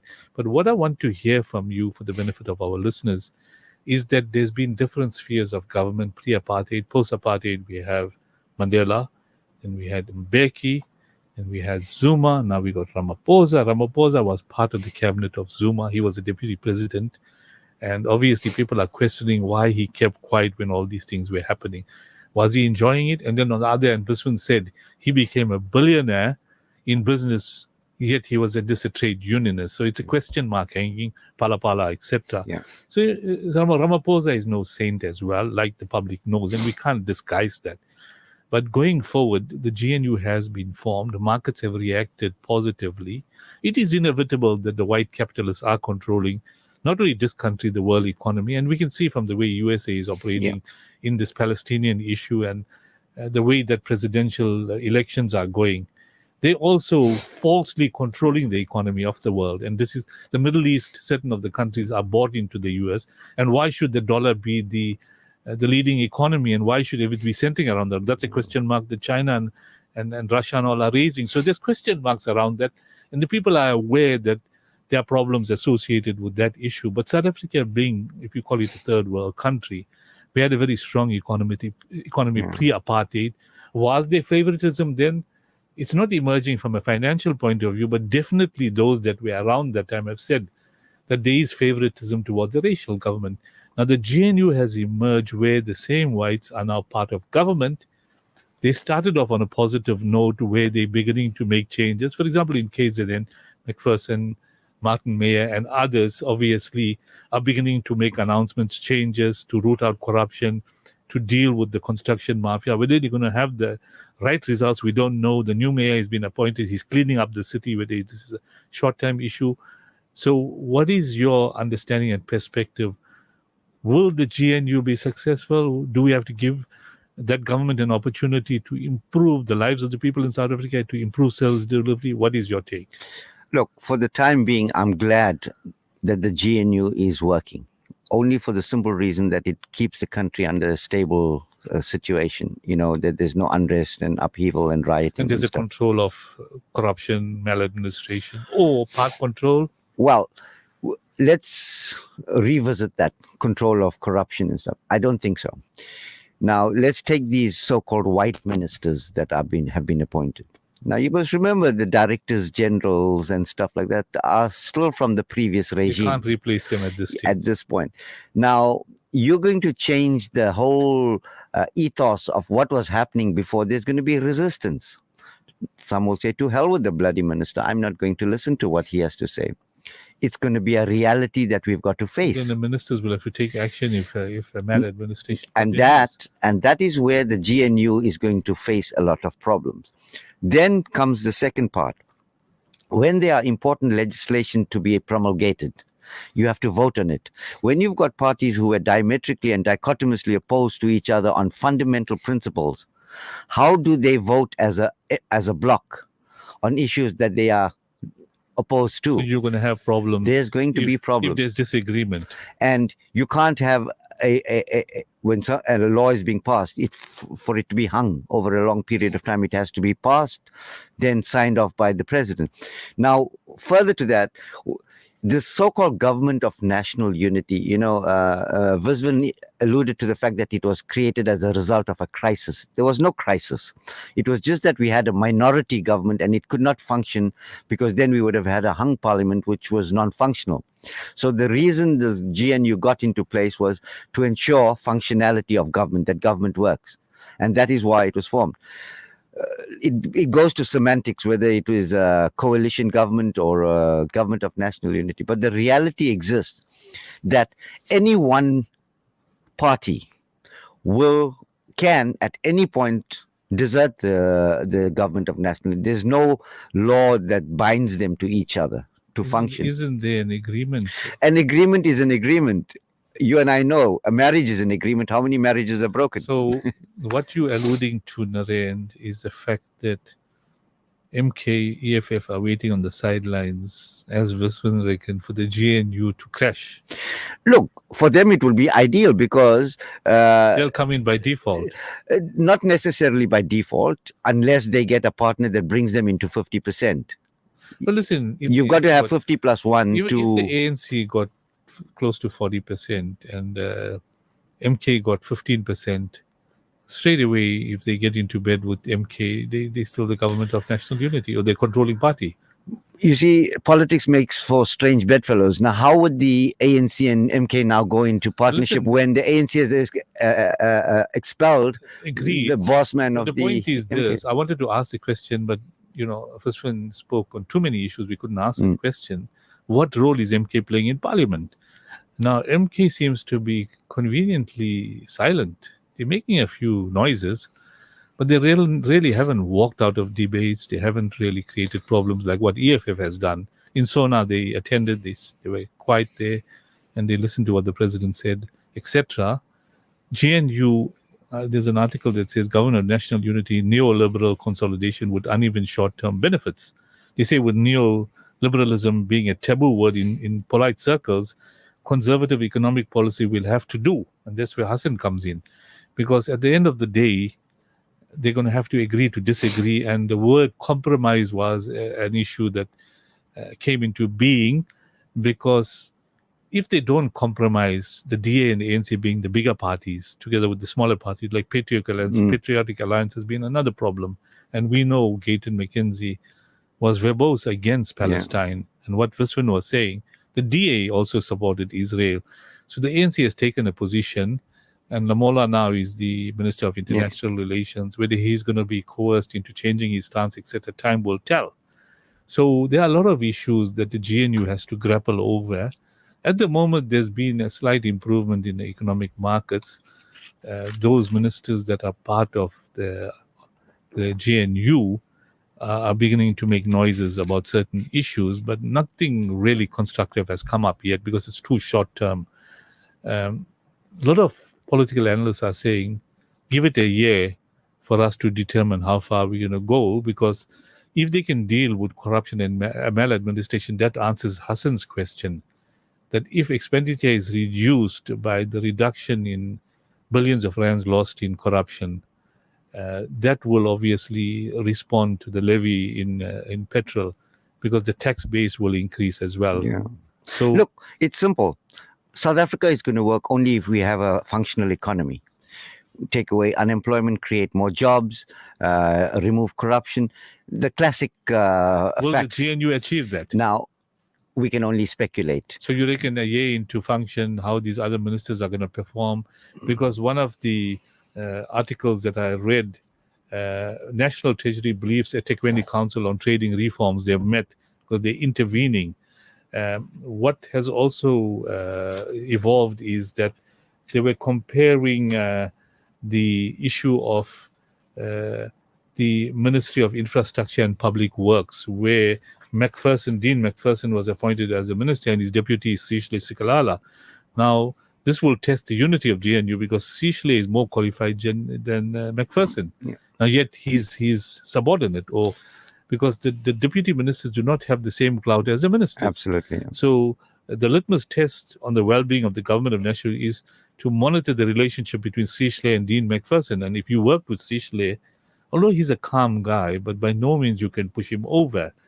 The Department of Infrastructure and Public Works is the heart of economic revitalization in South Africa. Hassan, what McPherson is saying is that the department that has the potential to turn South Africa into a massive construction site. Major infrastructure projects costing billions of rands that will create thousands of jobs are managed by this department. So he's been tasked to sort this out. Now, these two ministers will be the two people to watch as to how well the GNU in South Africa is functioning. Will the minister and his deputy emerging from their fractious relationship in KZN survive each other to get the department's failing heartbeat resuscitated? Yeah, I'm asking you that question. This is the one question where I can only say time will tell. The only reason for that is from what you just described. Look, everything is a novelty at the moment. The very fact that ANC and DA are sitting in the same cabinet, the very fact that you have a minister and a deputy minister from the opposing aisles. Now, how that works out and how it plays out will depend on the commitment, the maturity, and the will of those particular individuals to make South Africa work. And the only way to make South Africa work is to discard your differences. Ideologically, there might be, that's where I see the problem coming in, because like you said, take the Israel-Palestinian issue. The DA had a particular stance, the ANC had a particular stance, and now if there might be some kind of statement being made with regards to a foreign policy, who will they just close their eyes and say yes, or will they say we disagree with it? So that's going to be, areas of concern that may lead to other kind of discomfort and inconvenience, disagreements, disputes, and then probably a dissolution of the. I've heard, one of the MPs from the ANC mentioning Fasia Hassan. Yeah. She's part of the Judicial Service Commission and she's quite heavily involved on this Palestinian issue. And she clearly said that in that agreement, the ANC made it clear that the issue of Palestine is red line. Definitely there will be no discussions. The position taken by the ANC, government will abide by it. Time will tell how that will pan out. But if you take Dean McPherson, if I recall, he was a councillor in eThekwini. Yeah. Sishle Sikalala was an MP and then he became the premier in KZN. He held a senior position. And with this faction dispute, he was removed as premier. Yeah. And then he went to national as a minister. And now he's been, if I use the word in inverted comma, demoted to a deputy minister. Yeah. Now, I know Sishle, I worked with him when he was in government. And he's a calm individual and he follows protocol, so he would abide. I think, if we say root out corruption, he wasn't a forerunner of corruption, but he may have benefited somewhere along the line. But he's a calm character. So I think in that portfolio, he probably will toe the line with McPherson. There are question marks whether he will comply. I think he will take the party position. If his bosses in ANC tell him toe the line because the objective is to improve the whole setup and it's an economic hub and infrastructure is crucial, because we know in eThekwini, National Treasury were concerned about the decline in the infrastructure maintenance, which gave rise to the water outages we're facing. So if they're looking at improving deliverables, because ultimately, and I want your comment here, Naren, we've got about 10 minutes left before we close, is that there is, a concern that in 2 years' time, local government elections are going to take place.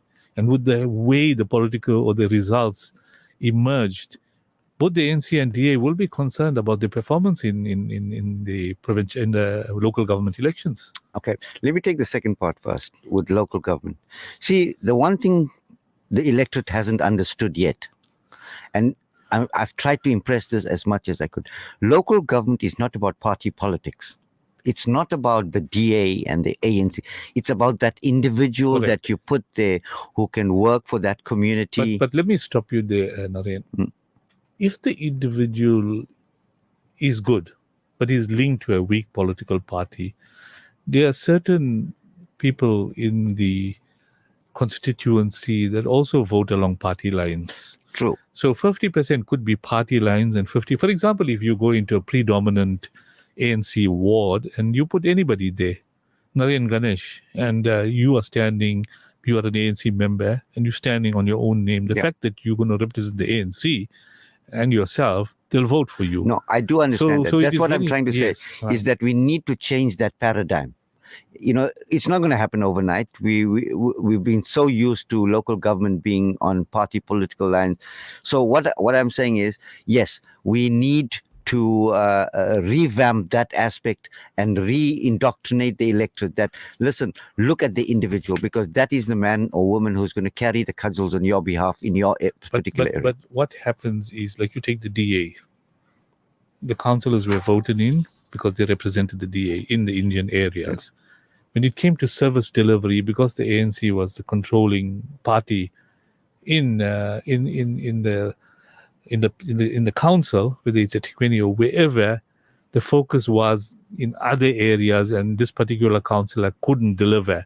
And everybody said he's toothless, yet he was the ideal person that they put there. Yes. But his voice in council, so you have to vote along party lines when it comes to the individual councillor, even though ultimately there may be an alignment. For example, if you have a smaller party that has got a history of aligning with the ruling party, then they will vote for that individual because they know he will influence government to improve service delivery.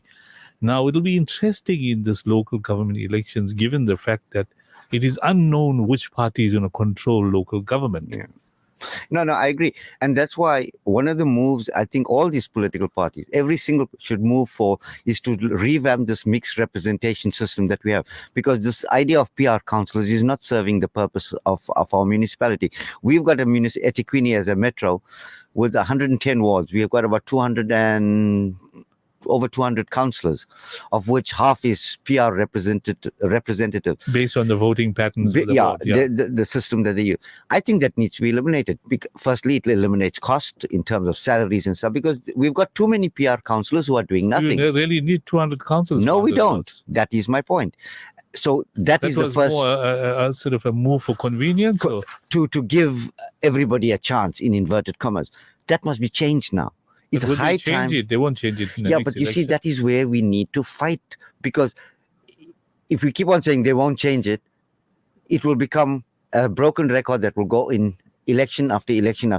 It has to change. We need parties to be practical, to be pragmatic, to But be that will have realistic. to be a policy decision then. It will have to be changed at government level, at constitutional level. But if the public representatives say they are going to represent the people, they should look at the reality and the pragmatism of changing these kind of things, even if it's at the detriment of the party and the people. I don't need to go in this just to earn my bread at people's expense, but not doing the right thing for the people. That is where we need to change. If I were in parliament, I would have made a move to change the mixed representation for direct elected representative. We don't want for you to elect the party and for the party to nominate, because if the party puts a monkey there, you have absolutely no say in that election. But listen, how municipal sort of service delivery works is that the party in control will determine how the budget is presented and how the budget is spent. And this is why when these budget hearings takes place, a lot of these ratepayer associations are saying that we object because the funds allocated to wards have not been correctly done, etc. People don't understand local government, and this is why we propagate ratepayer associations must be a powerful organization to actually direct. Absolutely. But there's a comment that's come through. The current fuel levy tax, Hassan, the current fuel levy tax was invented because of free business enterprise, which was put in place. And currently, if you go into the city centers, 90% of business are owned by foreigners who send all, if not most, of their income to their countries. What happened to all the taxes and VAT that was previously collected by each municipality? All these businesses don't even operate with a business license fees, which adds to the economy budget. These where the shortfall, this was the shortfall came into existence, so the government introduced a fuel levy. So they're saying that a lot of these foreigners are not part of the tax base. Businesses are getting away. Corruption and maladministration is adding to the problem, and the government is recovering it from fuel levy. Now, who is now paying is the layman, even the hustlers, the guys who are unemployed. They have to buy petrol. It affects their transport cost of commodities. So the fuel levy is a very effective way to collect tax. We must be honest. So remember, the most effective ways to collect tax in the country, like VAT. Yes, VAT is the most. So the poor best are way getting poorer. Not necessarily. So how government can manage that is zero rate many items that are deemed to be basic necessities for majority of the poor and those that are below a certain line. So, for example, there's a now proposal being placed, and I'm not too sure if it's been approved or not, but there's a proposal for chicken to be now zero rated because it is a major source of protein and is a cheap source of protein for many South Africans out there. So if you get, for example, you get bread, milk, eggs, things like that are zero rated, the poor and a big part of the country is not impacted. However, VAT for other items that may be deemed to be a little bit more luxurious and whatever, then you obviously will implement it across the board. But basic food items, many of them are already zero rated. Yes, I think there's an opportunity to do more to that. And I think that's why there's been now some lobbying to try and get chicken and maybe one or two items also zero rated. Fuel levy, think about it. So many poor people may not have a car, but they're using a taxi or they're using a bus service. It impacts on the cost. It gets impacts on the cost there. So it does impact majority of the people, but it is one of the most efficient ways, like VAT, to collect taxes. Now, because on the personal income tax, where you're getting, as I highlighted earlier, 10% of the tax base contributing 80% of the personal income tax, it's a disproportionate amount. You need to have a more wider tax base on the personal side. Now, to do that, firstly, we need to reduce unemployment, but also there's a big number of people within various informal sectors and other parts of the economy that are not paying any income tax, not paying any company tax. Yet many of them are thriving businesses, be it some of the taxi business industry. There's many other different types of industries that are out there within the informal sectors. So the taxi industry, they're getting this tax in that form. So they are rightly getting penalized, but the layman in the street that's unemployed, he's battling. Unfortunately, fair enough. You're right. And they make up 32%. They make up 32%. They're paying it via their taxi fares or the bus fares and the like. In some cases, it is subsidized. For example, some of the bus services and the like in many of the cities are subsidized. But taxis in general, they pass it on relatively quickly after those increases are introduced. But I want to mention what Viswan said some time ago when we were chatting about the fuel levy. And I asked him, in comparison with other countries, is our levy comparable? And he said, no, we are the highest. Okay. It depends who Viswan is comparing it to. With if you're UK, comparing it to, the UK has a very high levy. The UK currently pays, so we're paying around 23 rands. In rand terms, so in what the is UK, our levy? 10 rand. Our levy is 10 rand. 40% of our cost. So bearing in mind, generally speaking, the rand the rand equivalent or oil price is largely a global number. It differs slightly between different countries. Who's controlling the oil pricing? USA? OPEC is one of the biggest controllers of it. So the biggest control is OPEC is largely the Saudi Arabia, UAE, Qatar. Russia has now become an important influencer within that. So those countries in particular are and Venezuela to a lesser extent, but those are your big players in terms of that there. And they they cut output to try and keep oil prices at a certain level. Now when oil prices declined, demand declined. Correct. Which countries influence that decline? Is it USA and other countries? Not necessarily. Who are the biggest users of oil? The biggest users, China, US, and then comes other countries like India and a few. But China and US are the biggest consumers of energy in the world. They're recovering it through their currencies. They recover it through their currencies. So the other third world countries like Africa and other sort of third world countries, they are the people that are battling. Unfortunately. Now, would our strong mining sector, Viswan was of the view that we should have been thriving and being a rich country. So obviously that mismanagement is cause for concern. And then in USA, obviously, even if the levy is high, the dole is quite high for those that are unemployed compared to South Africa. It's very limited here. Our grants and disability grants and all those things, pensions and all, are pretty low. I think it's about 2,500 a month or what. You can't even pay your rental for that amount. A rental is about 5,000. So how people are going to survive? Sure. So that is a question mark, because he mentioned 70% of our community are living below the poverty line. And that issue of maladministration and corruption, which the white monopoly is controlling, is not helping. So we got a huge challenge in this country. So from an economic perspective, we mentioned GNU has made a slight improvement. After 1 year, Naren is saying we'll be able to ascertain. Rizwan is saying, Icona, you won't survive. What is the outcome, or what is the prediction going forward? Sure. How do we see it? I think we had 2023 was an exception. It was a tough year, very tough year. You had particularly load shedding had a massive impact in terms of businesses. We've now had nearly 110 or 120 days of no load shedding. It has a positive impact in terms of many of the small and medium enterprises. You go out there and you go, yes, consumers are under pressure because the economy, it's still tough. Things are still tough out there. They're mentioning that there's more capacity, so that's why they use the word, put these things on cold or whatever you call it. Correct. So they're actually producing a fair amount of energy at the moment, despite the fact that we're in peak winter.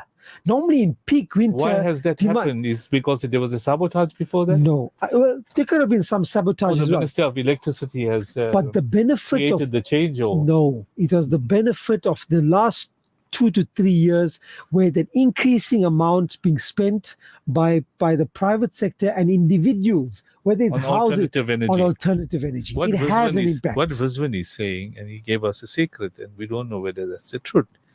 He says that we've got enough coal for 500 years. There's no reason why we should be exporting our coal, but if a portion is exported, no problem.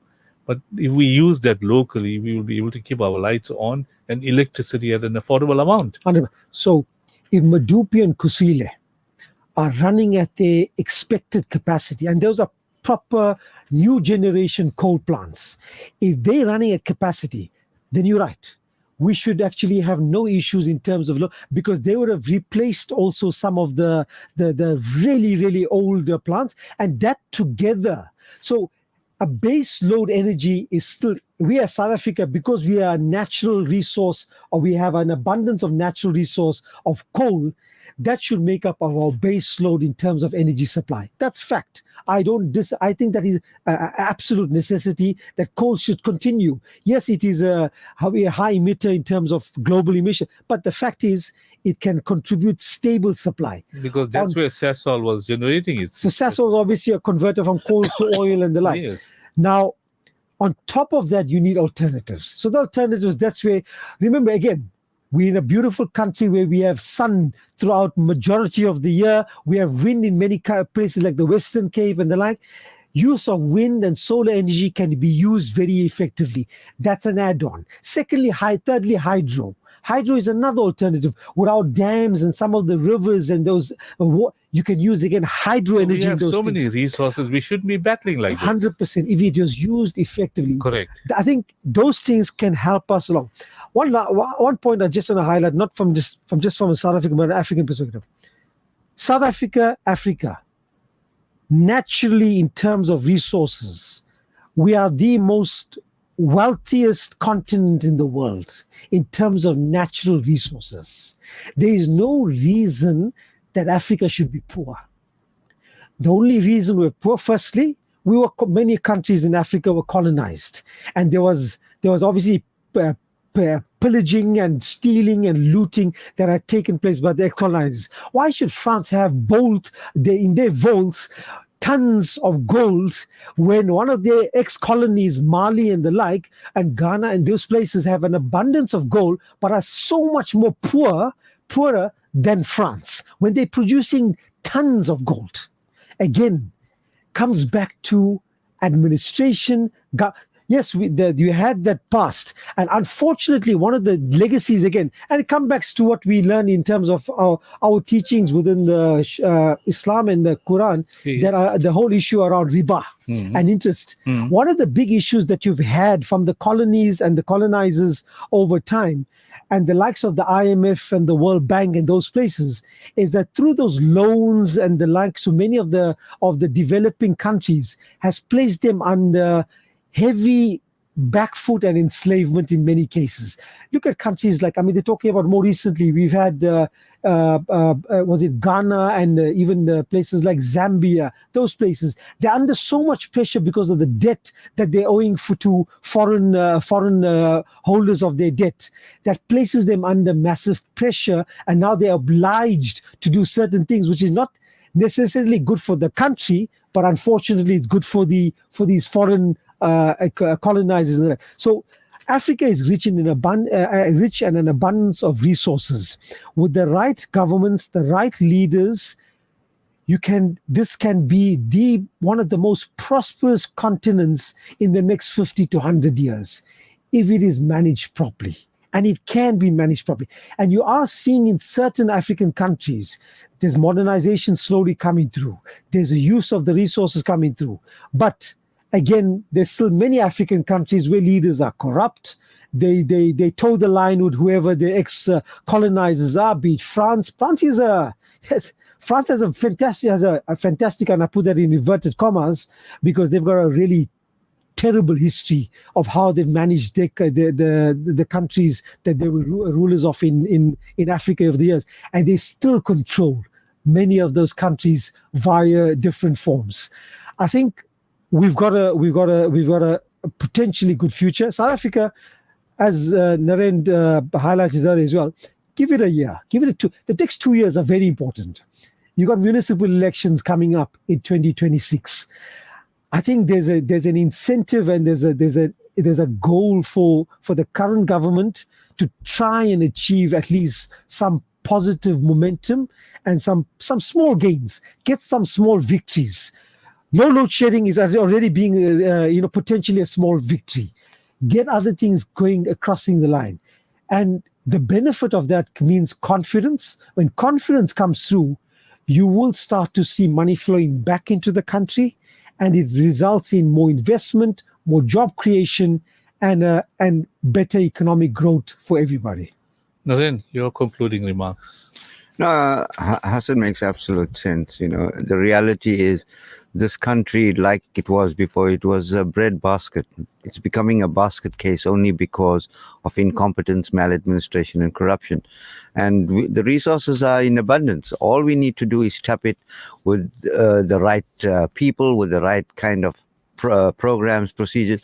The moment we revitalize our economy, everything starts working. You'll get people becoming patriotic. We're probably one of the most unpatriotic group of people in the world, because we don't see our country that it belongs to us. It's as if the country owes us something. We don't owe the country anything, So I agree with him. And I think if we look at it, and hopefully the 2026 local government election, I will be lobbying for change, but like you said, it's not going to happen immediately, but it's necessary change, because it brings reality into perspective. It does not bring the fantasy of putting people there just because we've already had an established method of selecting candidates. So thank you, Naren. We had an interesting discussion for the last 2 hours. As usual, Viswin was very verbose. He was concise. He indicated exactly what MK stood for. He brought in a lot of interest from our listeners out there. Obviously, there's a lot of potential in South Africa.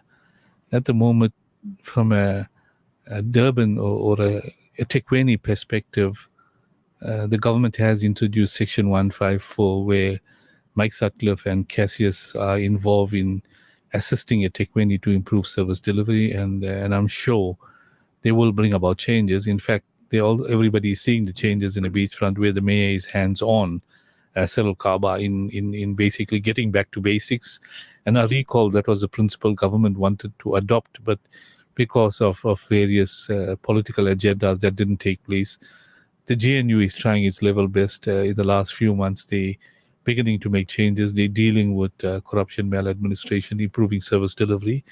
As pointed out by our guests, in a year's time we'll know, but people are positive that South Africa has got the potential to improve the lives of our people. But as Naren pointed out, the people must be part of the process.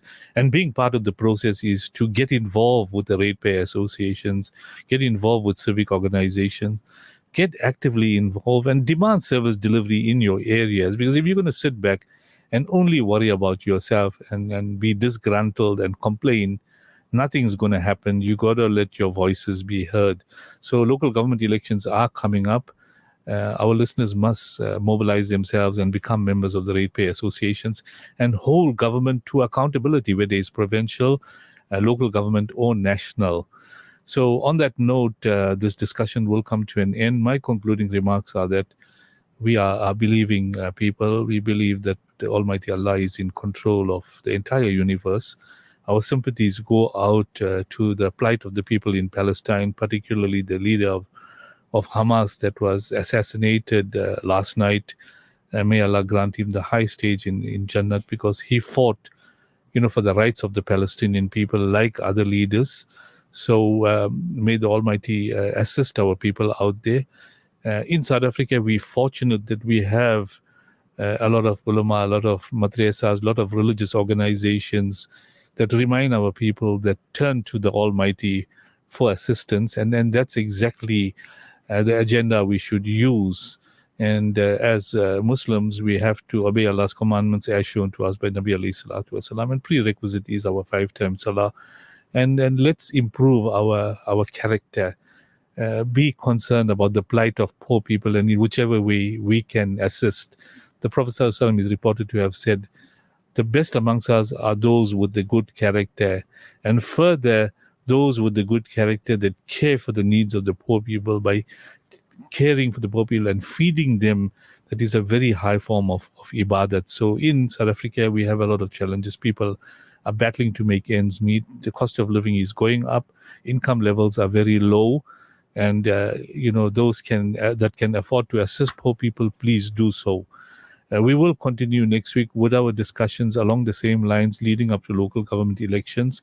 We will bring in experts to chat to us and keep up to date on the improvement of service delivery from the GNU and other levels. Until then, next Wednesday, Assalamu alaikum wa rahmatullahi wa barakatuh. News in Focus on Radio Al Ansar, Durban 90.4 and Pietermaritzburg 105.6 FM every Wednesday from 8 p.m. with Yunus Sakur. That's 8 p.m. every Wednesday, Radio Al Ansar, keeping you informed.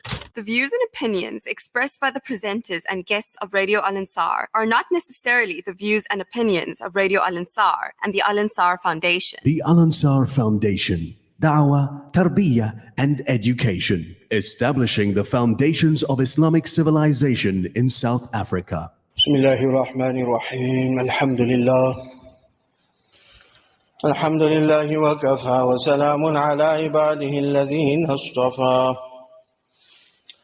أما بعد قال الله تبارك وتعالى في شأن حبيبي إن الله وملائكته يصلون على النبي يا أيها الذين آمنوا صلوا عليه وسلموا تسليما اللهم صل على سيدنا ومولانا محمد وعلى آل سيدنا ومولانا محمد وبارك وسلم